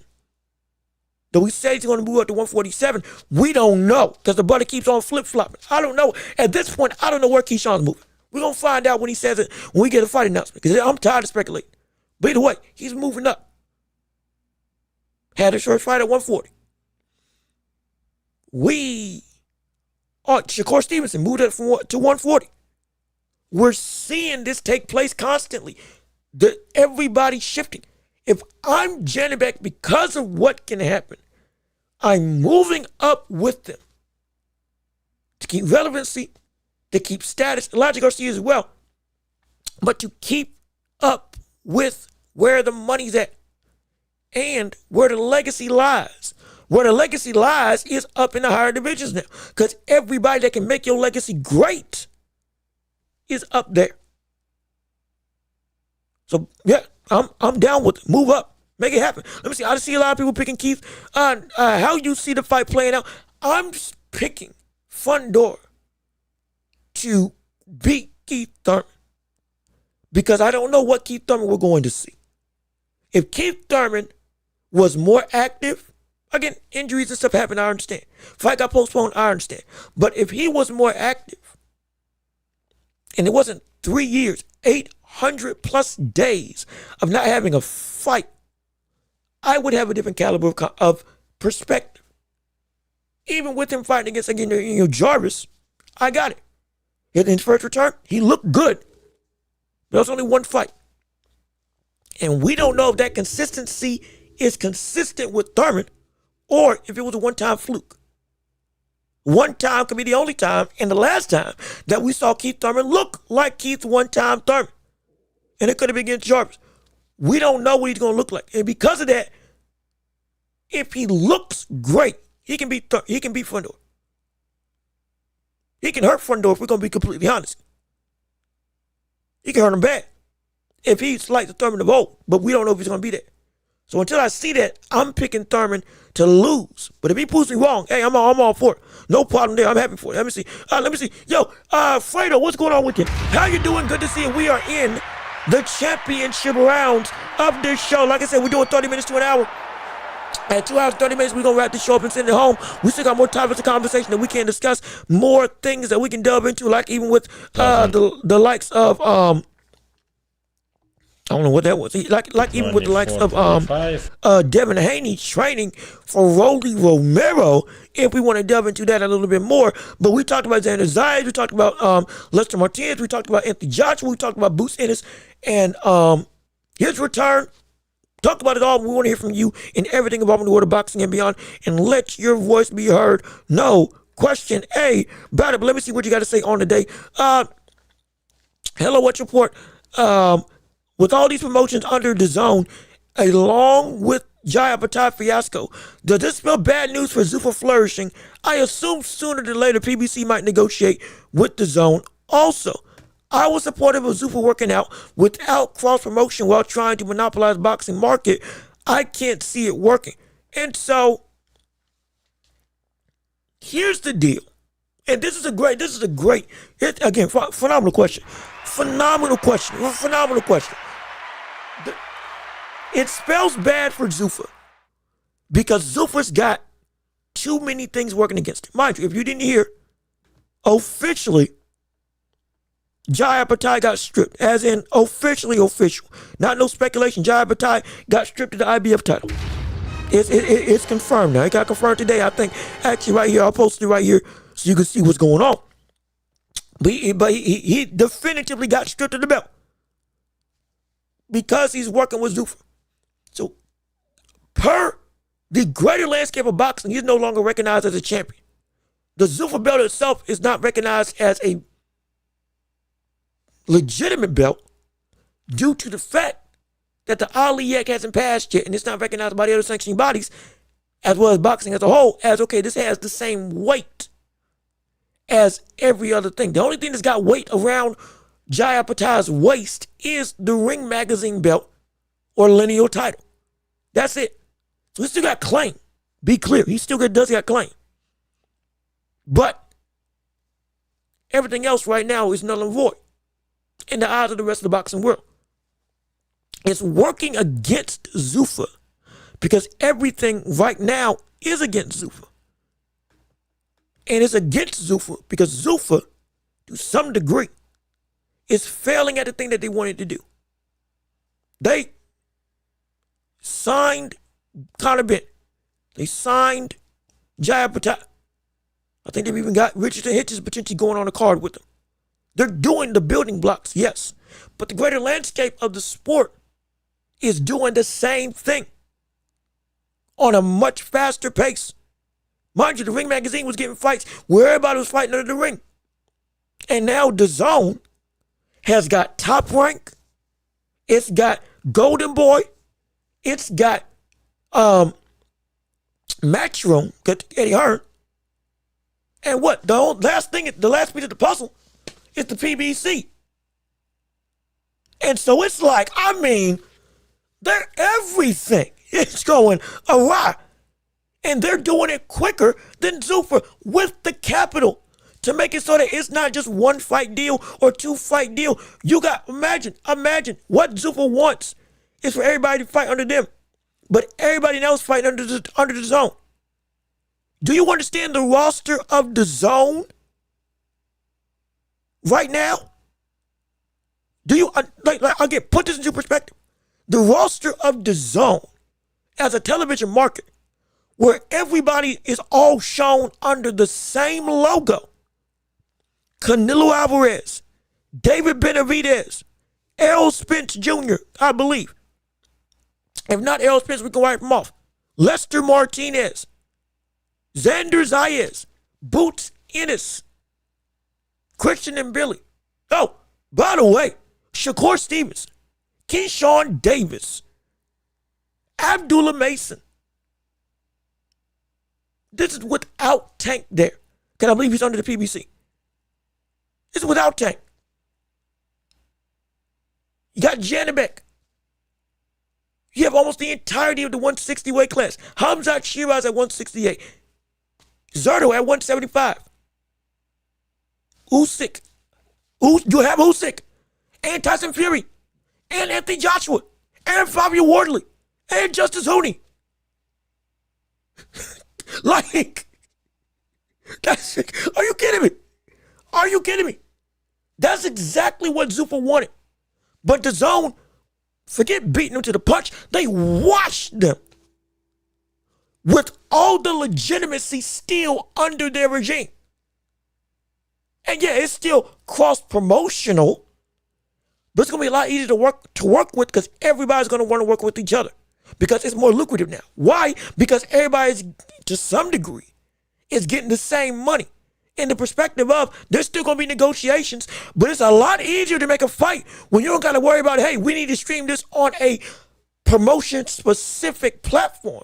We want the bulk of the money. Well, y'all going to get the money regardless. Why? Because all of y'all are under the same banner. So it's like the struggle monetarily may be lifted a lot more. And they have every belt that's recognized by the wider landscape of the boxing world. Under the Ali Act that people don't want to change. They did it easier and quicker. And mind you, the biggest pitfall of Zuffa, what's fighting against them isn't boxing. It's their direct competitor. Do you understand that the UFC is the very thing that's been the biggest outcry against Zuffa? Because John Jones just came out and said that he wanted they weren't budging over $15 million to pay him to fight on the White House car. Mind you, he's worth, in the UFC terms, $30 million. Per Ariel Wani, you could argue he was $48 million. But $15 million to come back and fight on the White House car.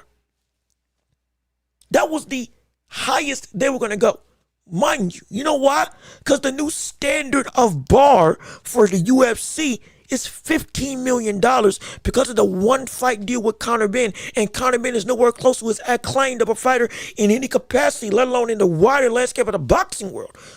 Just about a doggone situation with Zuffa, he ain't got no business being paid higher than the likes of Tom Aspinall, Makachev, Volkanovski, Chimaev, let alone John Jones. And you can't pay $15 million above for the greatest UFC fighter in history, who still, by your own metrics, is still, or well, upwards of a month ago, was still champ. The UFC is fighting against Zuffa because they're trying to get them to give them the money that they should get, because we've been working with Zuffa since you started this thing with Dana White. They're talking against it. They're upset. They're feeling unfair. So Dana White's trying to finagle, working and I can't even say satisfying. He's forgetting about the UFC and the darling thing that he built up to try to go into this new thing that, mind you, he's losing. Negotiations, he's losing. He's getting fighters, yes, but he can't make good on promises. And even when he does, guess what? Because he ain't by the book legally, because again, the Ali Act doesn't make that belt fully substantial. Guess what? IBF said, I'm not going to associate myself with you because you aren't fully right in the greater landscape of the legalized standards of boxing right now. Because again, the Ali Act hasn't been fully gone through. So, we gonna strip your biggest guy of the belt that he earned. And now, what did I say before? Jaron Ennis said it best when he quoted, or when I quoted him. The fighters are the only ones hurting in all of this mess. And Dana White is losing a battle on two fronts. He's getting dogged out by Eddie Hearn, dogged out by the zone as a whole, dogged out by the ring, dogged out by Quisenberry, dogged out by Bob Arum.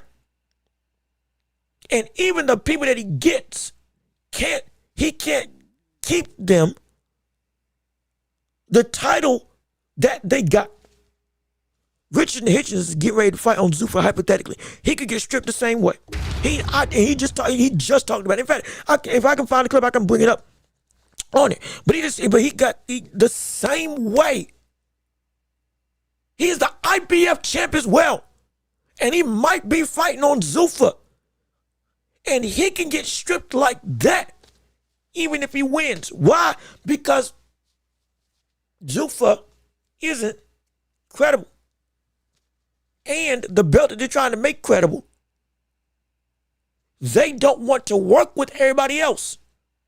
So, why do we want to work with you? So, further incentivizing people, we don't need to fight with you. The structure of the Zuffa boxing landscape should be great. It should work like we see in the UFC to some degree. Best fight the best without any big negotiation things. Everybody knows what they're going to get. And boom, the consistency. Fighters want that. That's why fighters are signing with them. I understand. But when you really look into it, there's a lot of crumbling holes that are starting to, what's that thing? What's that thing? Sinkholes. There's a lot of sinkholes that come through when you look at the real operations of Dana White and Zuffa when they're trying to make this work in the boxing sense. And it's falling fast. It's falling really, really fast. And so it's a problem. It's a problem. And I don't want people to get hurt, but right now, the fighters are the one that's hurting. And it could be a losing venture. I know TKO put a bunch of money in it. I know TKO Shiki is even behind it. But it could be a losing venture. It could be a losing venture very quickly. Very quickly. If they're not careful. Let me see. Also, Fredo, thank you for, I almost mentioned chat. Thank you for the $1.99 super chat. Yes, indeed. Come on. Thank you. We appreciate it. Yes, sir. We appreciate the $1.99 super chat. Well, rather super sticker with a thumbs up. Thank you so much. It means the world to me. Absolutely. It's so gracious of you to send some, give alms to the empire. We appreciate it so much. If anybody else wants to do it, also, hey, Cash App, PayPal, links down below. Stickers, super chats, super gifts, and all that stuff. If you can support the channel, it means the world to me. And every little bit helps out to make it so that we can go and make this show bigger, better, and stronger. Because we can't do this without viewers like you. Thank you so much. I don't take anything for granted, absolutely. Because y'all can spend it on anything else around the world. But you chose to give me a little bit. And I'm forever grateful. Absolutely. Thank you so much, Fredo. We appreciate it so much. And hey, keep them coming and keep on. We want to see your chats. Absolutely. And we want to keep them going. No question about it. We appreciate it so much. Absolutely. But let me see. You had something else. Oh, yeah, here we go. Zuffa, I know, signed with Sky Sports, but how will that work out when the Zone is such a huge British-founded streaming service? Zuffa has an uphill fight that I don't see them winning. Where I'm from, we have a lot of potholes. See, hey, look, I'm not gonna lie. Down south, we got some roads that are great, and some roads, they be whoo. I tell you, you might want to drive on low-pressure tires. Because if you got your things filled up and you're going 55, next thing you know, you're going to hear and then you gonna hear that. And all of a sudden, your car's wobbling left, right, and center. They need to fix some of this stuff, I'm not going to lie. But even still, that's a whole other conversation. Godly. That's a whole other conversation. But I'm not going to lie, I almost popped my tire when I was trying to come home. Because they were trying to fix the road. And they ain't put that metal sheet for cars to drive over. So there was like a divot that was like sharp. I mean, that concrete was clean cut. That asphalt was clean cut. But it was still a gap to where they hadn't filled it. And boy, we had people do all you were hearing that all day long. That's all you were hearing. And it was like, what's going on? We thought gunshots were going off. It's the people's tires stinking puncturing because they're getting cut up. but he complete wrong. So I feel you there.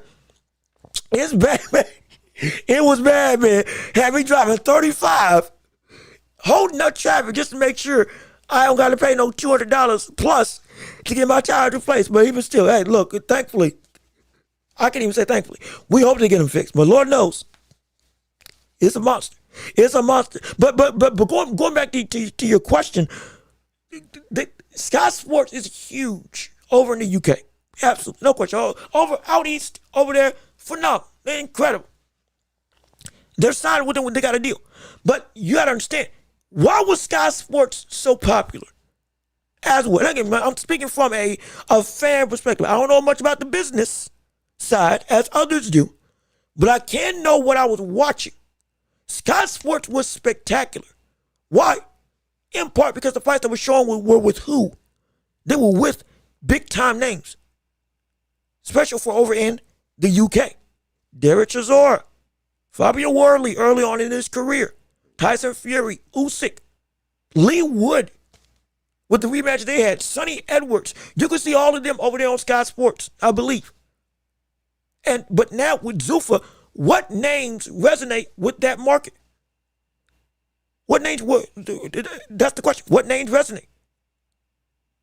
What names resonate with that? It's like when Fox was over here in the States and they were showing boxing on Fox Sports.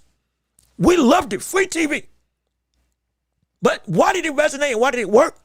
Because they had Deontay Wilder as one of the leading forerunners of, hey, we got stars that your region cares about that you want to see and tune into. We got Sean Porter. We got, I think, even Danny Garcia, because they were signed with the PBC. We have on our docket Tank. Now Tank ain't gonna fight for free, but we got him here. And all these fights can lead them. Regionally, they had some pull because they had some weight, because they were connected with what the public over there wanted to see.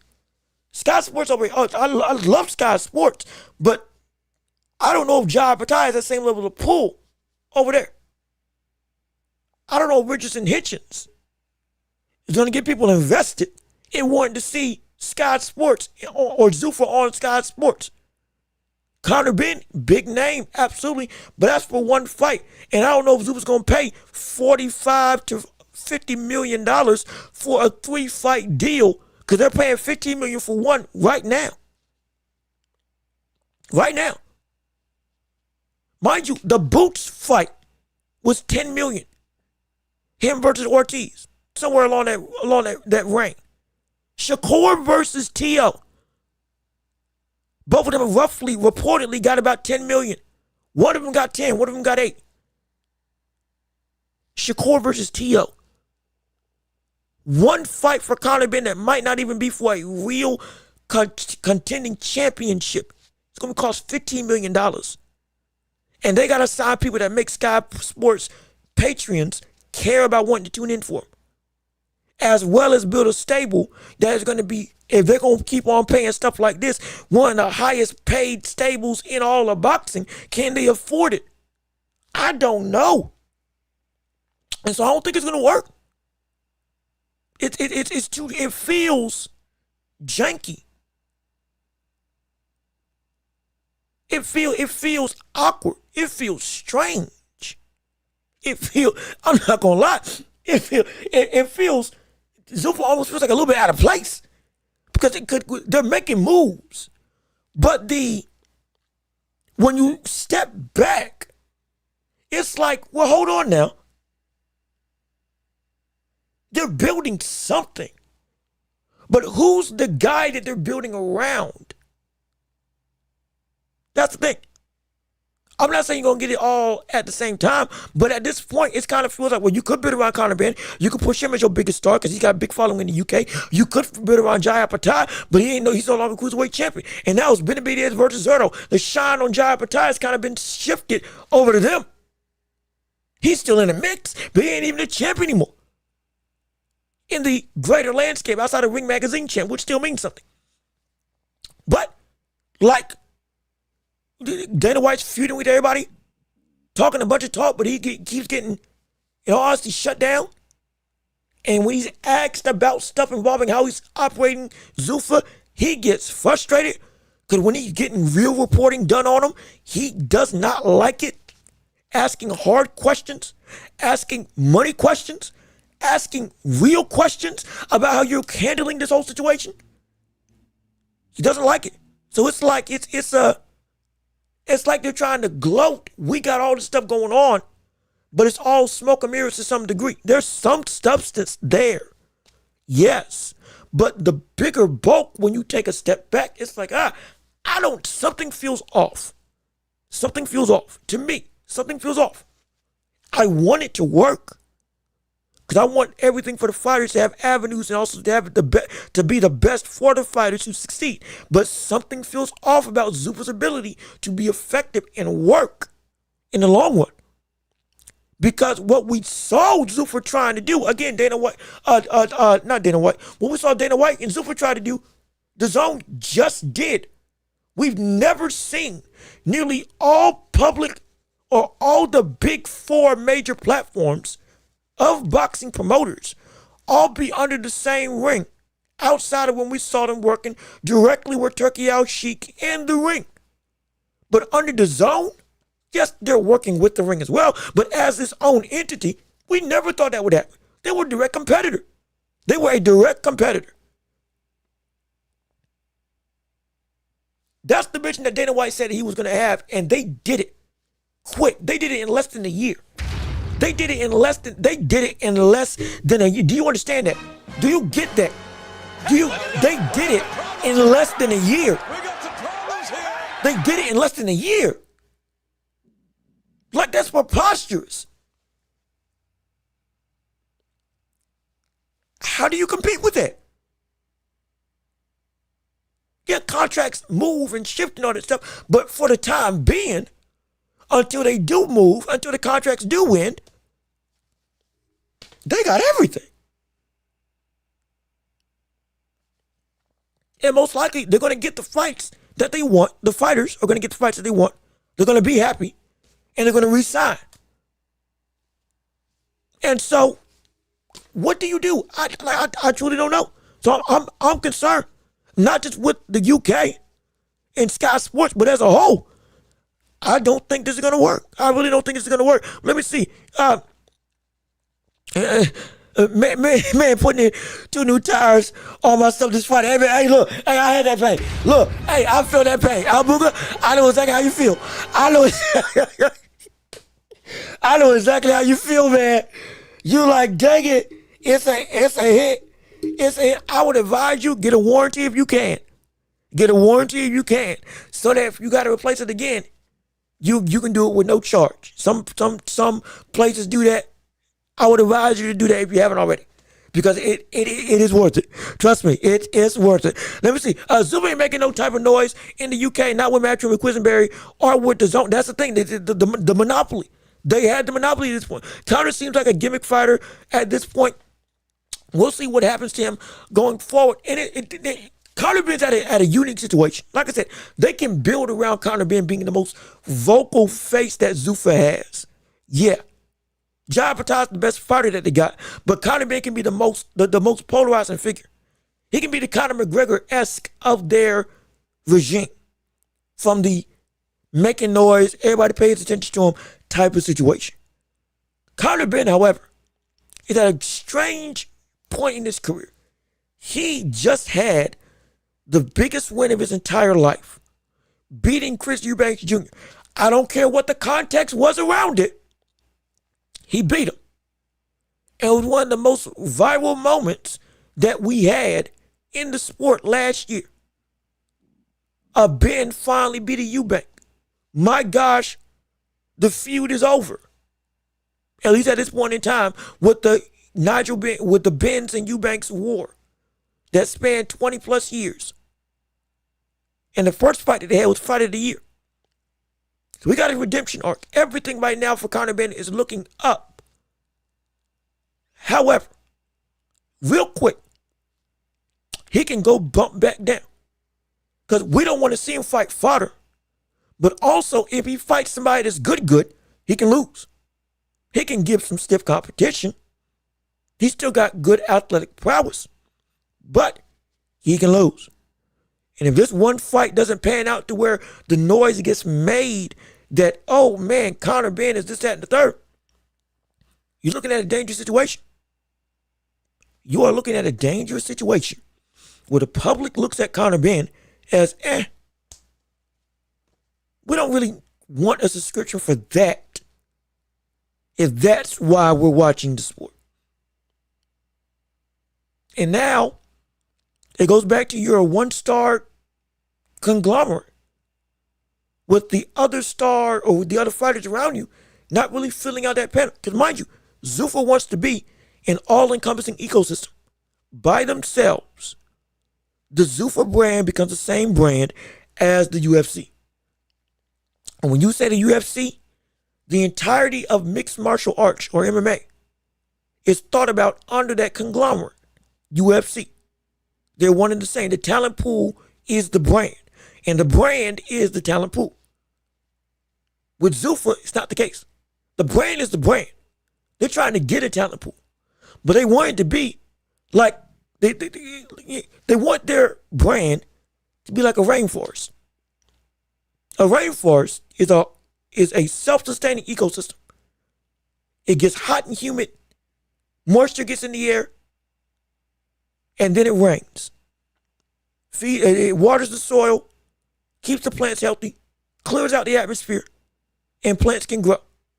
Plants grow bigger, place gets hotter, ecosystem keeps on thriving, more rain comes. More rain comes, waters the soil. Cycle goes over and over again.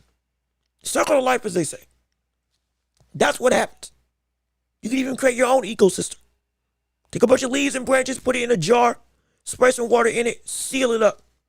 And I guarantee you have a biodome within 3 months that'll self-sustain itself.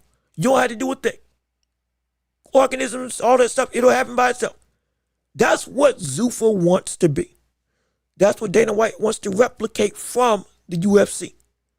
But the issue is now you can't get the materials. And your starting source to make that perpetual motion of cycle of self-sustaining your brand,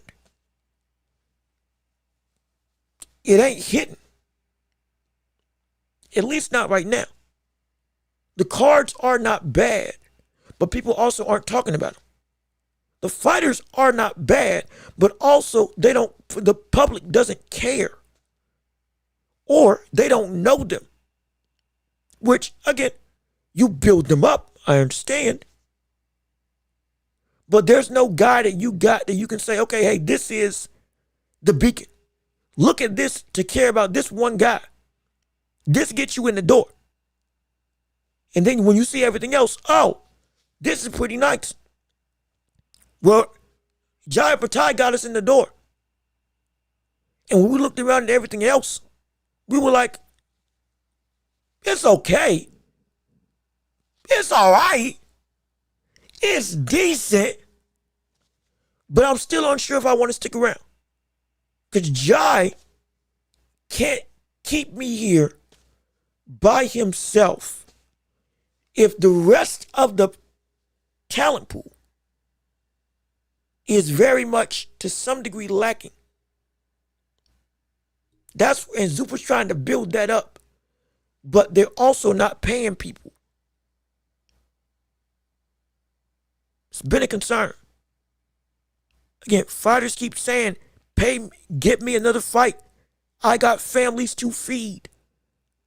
I'm ready to fight now. Book me next. So it's like, we get activity, but we don't get the money. And you might not even get the activity. So it's like it's a lot of problems. It's a lot of potential issues. And so that gimmick for Conor Ben, and shoot, even the gimmick of Jai Patai, not saying Jai is a gimmick, but it can go away because Jai can say, hey, yeah, this ain't working, I'm gone. Top Rank, sign me again. Put me, hey, Turkey, I'm going directly to you. Put me on the undercard of Zerto versus Benavidez. Or let me walk in the ring and say, I got the next fight. And I'll sign with you straight up. Because it just ain't working. It just ain't working. That's what we can see. Let's see, did you watch Tara Moana last weekend? Did you know the guy fought Chris Harper? Or did you know the guy that he fought, Chris Harper, was the guy who jumped out the no way. That was him. Oh. Ah! That was him. That was the same Curtis Harper? What? Well, let me tell you this, that brother got bigger. That brother got bigger. Since the last time we saw him. Now, mind you, he walked out because a reported pay dispute of what he was getting to fight Jai Apatow. He didn't like the money, so he walked away. Reportedly, that's why. But even still, my gosh. Yeah, he got bigger, and he got put to sleep. Yeah, he got dominated. Brother, he got destroyed. Oh, man. He got destroyed against Tara Moana. TT. That's what we're going to have to call him. And again, it's crazy that his first name and last name are the same. It's incredible. It's unique. I like it. I love it. But Tara Moana, I've been high on that brother for going on about a year and a half now. I've talked about him as well as Moses Talma as two very dangerous rising stars coming up in the heavyweight division. And he just showed it again. That brother can't crack. I'm talking about 6'6" with leverage and strength. And mind you, he landed that right hand in the middle of a shot that Curtis threw, and it slumped him. I don't think he left the ring under his own power after that knockout. Tara Moana is an insane threat. He's insane. He's not as polished, but he's good, boy. He's good. He's really good. And he's destructive, man. He's destructive. But when I say he can punch, it's not just because he got power. It is the selection. Hooks and straights. And he's patient. He's patient as well. And he's a monster. He's a monster. He's an up and coming monster, man. He's a dangerous brother. I'm so high on that. I'm so high on him. And I'm glad he put Curtis out. Because those types of performances get him the hype to turn him into a big time star. Like I said, the next generation of the heavyweight division coming behind Daniel Dubois, with Daniel Dubois being, again, most likely the leading candidate, with him being the youngest out of all when Usyk, Fury, and all of them retire. Tara Moana's going to be coming through. He's going to be coming through, and he's going to be very scary. Incredibly scary, man. I'm excited for that cat. That's a dog. I can't wait to see it. Tara Moana is 28 years old. I think it's time for him to step up in competition to see if he's real or not. And again, this fight afterwards does it. He could fight Dillian White. He can fight, honestly, any fighter that we saw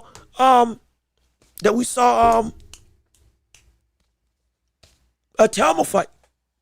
Fight the guy that Atalma was able to knock out. Fight the guy that Atalma wasn't able to knock out. I forget his name, but there was a guy that Atalma fought before Dillian White. That he wasn't. I think it was the first time that we got to see kind of like a stretch of Atalma being in the ring beyond just like 3 rounds, and let him fight him. They have to transition Dillian White, and now you're getting into, you're reaching you're at 28. You're right at the start of your prime. And now it's time, top 15. Looking to get the Martin Bacolis, the Jaron Andersons. That's actually a great one, Jaron Anderson. The FA Jogbas. Now you beat the guy who walked out the ring against the Jogba. Go fight a Jogba. See if you can take him out. Transition upward, because we want to see that. Because you got a potential clash course with the Talma that I would love to see. I would love to see that as a potential winner of that goes and fights for a title down the line. I would love to see that. But yeah, he needs to step up so we can see if he's real or not. No question about it. Let me see. I like Jaron Ennis. Good movement, good punch selection, punches stepping in and stepping out. That's the danger comes from the activity that he's willing to throw.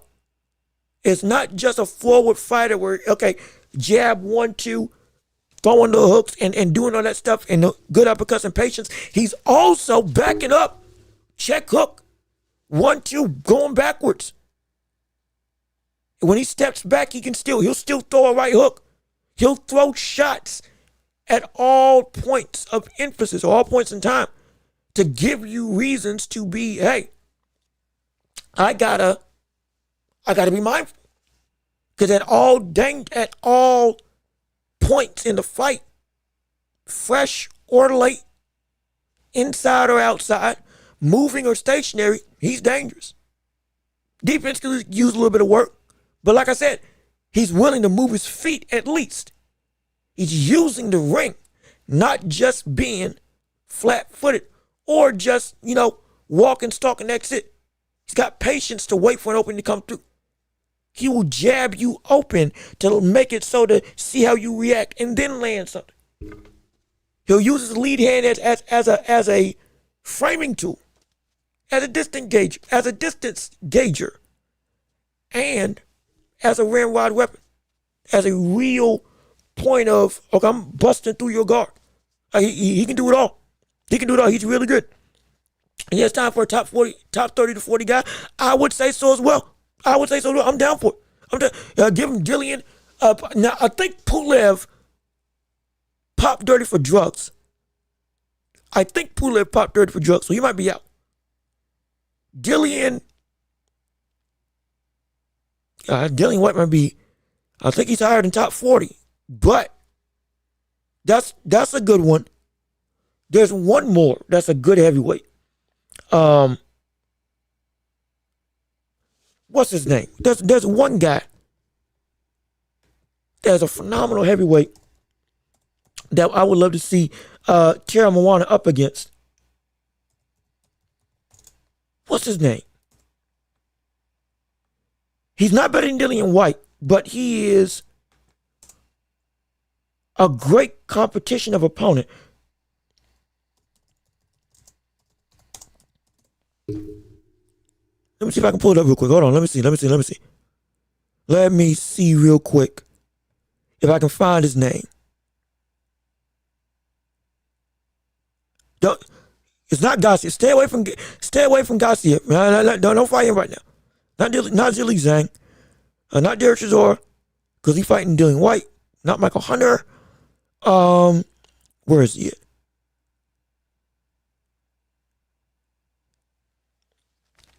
He needs to fight. Where's his name? Not Makhmudov.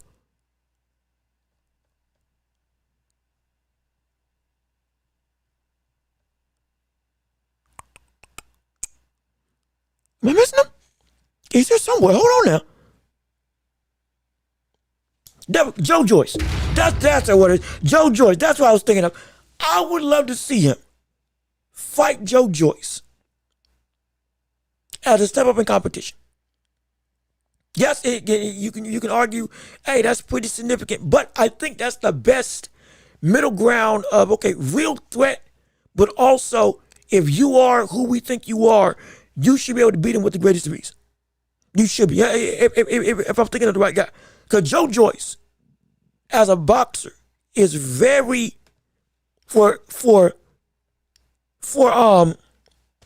Tara Moana. You have to beat him. You have to absolutely beat him. He's faster, more elusive. He should be able to crack the chin of Joe Joyce, and it's going to be a great sign to show, hey, how is that power really going up against, quality chins? And Joe Joyce is slow. He's still shot from the fights that he had with Zhilei Zhang, Big Bang Zhang, that did its chin irreparable damage. He lost to Derek Chisora, and we think Derek Chisora, though he's made an incredible return up, back into, hey, he's actually winning consistently, are we sure he should retire? But if he can do it, you should be able to do it too. And if you do, everybody looks at you and says, okay, quality in the best sense possible. That's what I want. That's what I would love to see. That's what I would love to see if they were going to make a fight happen. Let me see. I'll say, see, hey, look, Fredo, look, I'll sign up for it. I would love to see that fight. You had that fight on an undercard. That could potentially, I'm not going to say it's a co-main event, but that might be a third fight on the card, or at least a starter fight for the main card of any big-time pay-per-view. It's worth it. That would be worth it. And then if you get past Joe Joyce, you can now, okay, Dillian White, greatest of ease. Jaron Anderson, that's probably your next most likely step. And you can put him out. And then in those 3 fights now, though you're what 10-0? Or that would make him 12-0, I think. Now that eats you up into, okay, hey, you're reaching the similar records of Richard Torres, Italma, and now we could potentially even bolster you further into that top 10 prowess of, okay, you're facing off against somebody who is potentially around that level. Or now, a Giasov. Hey, fight a Giasov. After that, fight Michael Hunter. You can fight him. And those names, Pulev, like you said, if he's not popping dirty, yeah. And so, but I think that's the best fight I could see happen. I could see that being a main event in Australia. Yeah. As an Australia main event, yeah, that would be perfect. That would be perfect. I'm thinking Terra Moana is going to be on a big card. So I'm thinking on a major card for a starter or a second of 4 fights in the main event. Yeah. For like a huge, a Usyk fight or a Fury fight or a Wilder fight. Well, maybe not Wilder now, but like that type of regime. But yeah, in Australia, that's a main event. That's absolutely, in Australia, that's absolutely a main event. That is absolutely a main event in Australia. But let me see. This could be a hot take, but I think Terra Moana might have a higher ceiling than Jai Apa. That's a really, oh gosh. Oh man. Oh. Now hold on now that's a little, son.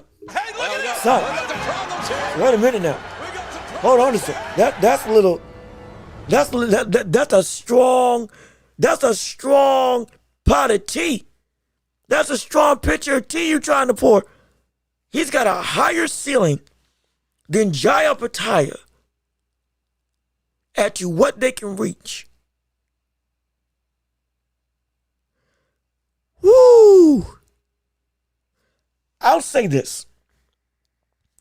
For the heavyweight division, and what we've seen it as for the majority over the past 10 years, at 6'6", with the movement that he's got and the power that he has, he's not Tyson Fury, but he's got the makings of being able, hey, I'm built to run this division.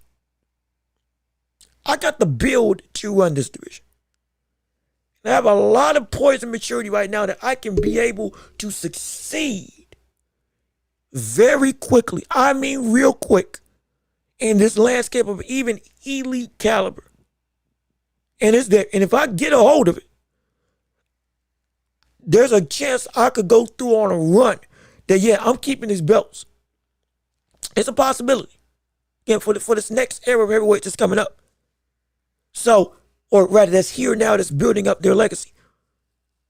It's not out the question. It's not out the question.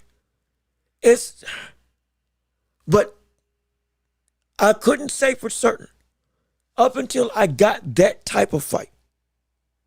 If I got a Joe Joyce, Pulev, Dillian White fight, and he passed the test with those colors, I could buy in a little bit more to that potential hot take. It's feasible. It is feasible. I just need to see more. Like, again, for me, a Talma got that stamp when I saw him fight Dillian White. That was my, okay, yeah, it's early. It was finally, this is the test I've been looking for in this point, and he passed it better than I thought. Yeah, okay, he's got something insane. He can be more than what I thought he was going to be. Terra Moana has that same potential, but I'm not gonna stamp it yet up until he gets one of those fights. When he does and he passes it, I'm right there with you. I could be right there with you. At least I could at least say he can do just as much destructive work as Jai Apatow. He could do just as much destructive work as Jai Apatow. I could say that. But let me get him in a fight with Joyce or of that caliber. And then we can talk. We can talk a little bit more. I can talk a little bit more. Let me see. Also not sure about doing the haka dance after beating the likes of Chris Harper.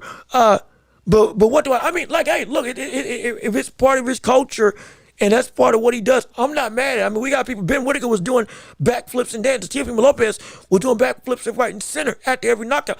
Look, I have no problem with showboat after you win. When you're doing it in the ring while you're fighting, might be a little bit different story. But again, if you're able to still be successful, I'm not one to judge in all totality. We've seen characters do stuff before, some stuff in despicable ways, and some stuff in just fun. So I'm not mad at that. I'm fine with that. Absolutely. I care about the production in the ring. And if he does the production in the ring, that haka dance, I'm telling you, it's going to be a staple. And it's going to be, oh yeah, expect it and get excited for it. Because it's a warrior's cry of dominance. And it's going to expect it to happen every fight. And it's going to be a staple that people are going to be looking forward to. So see, and mind you, we got to go because we're almost at 3 hours. This is the last thing that I'll say before we get out of here. When it comes to people being the showboating nature, I have always been one to say, you need it in boxing to some degree. Ali, hands in the air, Ali shuffle. Bernard Hopkins, the executioner, going, literally, throwing up the X. Because guess what?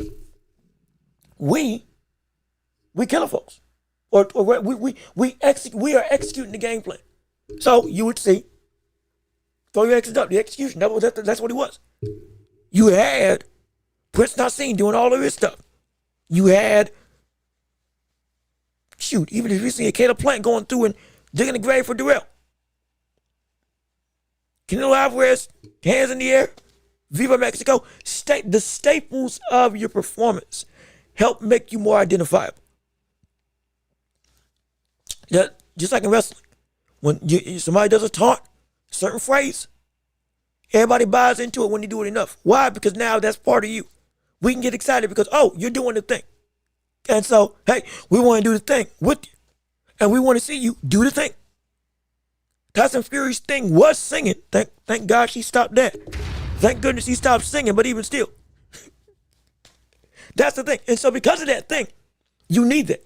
So you want something that adds a visible element to the legacy that you're making. That's the beauty of it. Those things, to mind you, John Cena with the threes in the air or the salute, Stone Cold throwing up middle fingers to people, The Rock with the eyebrow.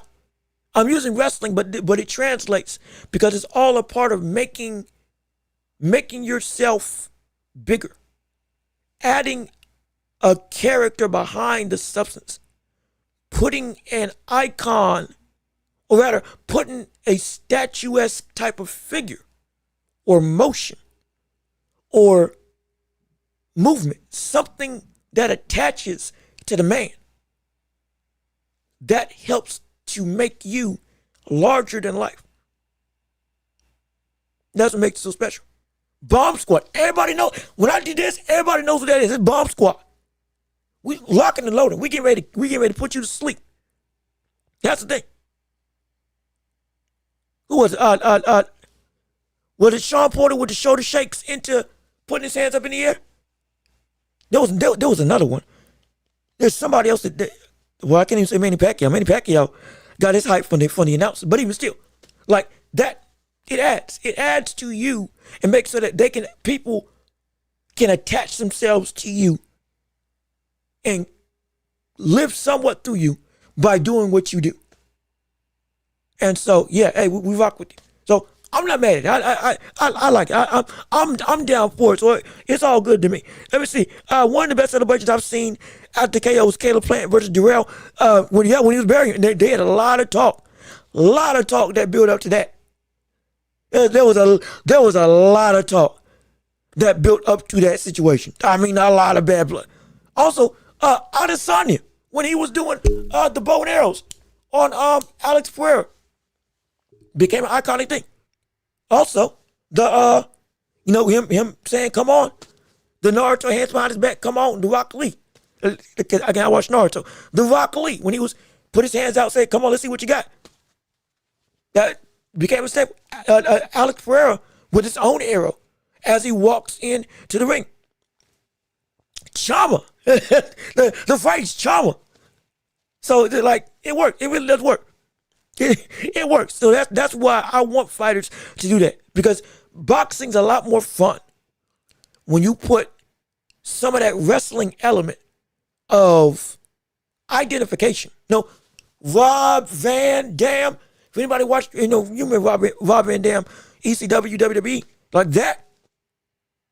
And I don't like the butt about Hulk Hogan with the ear to his head and the hulking up and the all that. Those things make it so that you leave an impression. I want boxers to leave an impression. I want Shakur to leave an impression. T.O. leave an impression. Errol Spence leave an impression. I want it to be that you bring up their name, people can do something to signify, hey, this is who I rep. This is my guy. That's what I want. And so it just adds to the fun. It really does add to the fun. Absolutely. But we got to get out of here. We got to end the show, because if we don't, we're going to be here forever. Absolutely. And we ain't going over 3 hours. So we're going to make sure we wrap the show up and send it home and get ready for Thursday afternoon. So we thank you for tuning in. Thank you for showing up and showing out on our show. We had a blast. It was a phenomenal time. And we can't wait to see you all on Thursday. So with all that being said, this has been another episode of The Watchable with me, your host, Jean-Luc Welch. Thank you so much for tuning in and listening to the show. We appreciate all of you coming in and having a great time with us on today. It's been a phenomenal tenure working with you all and doing the show with you all. Please leave a like on the video before you leave. Comment your thoughts and opinions on what you like or didn't like about the show, so we can make sure we make it better for you all to witness and enjoy. Thank you to everybody who tuned in and chatted on stream today. Y'all were wonderful. Y'all were incredible. Y'all were spectacular.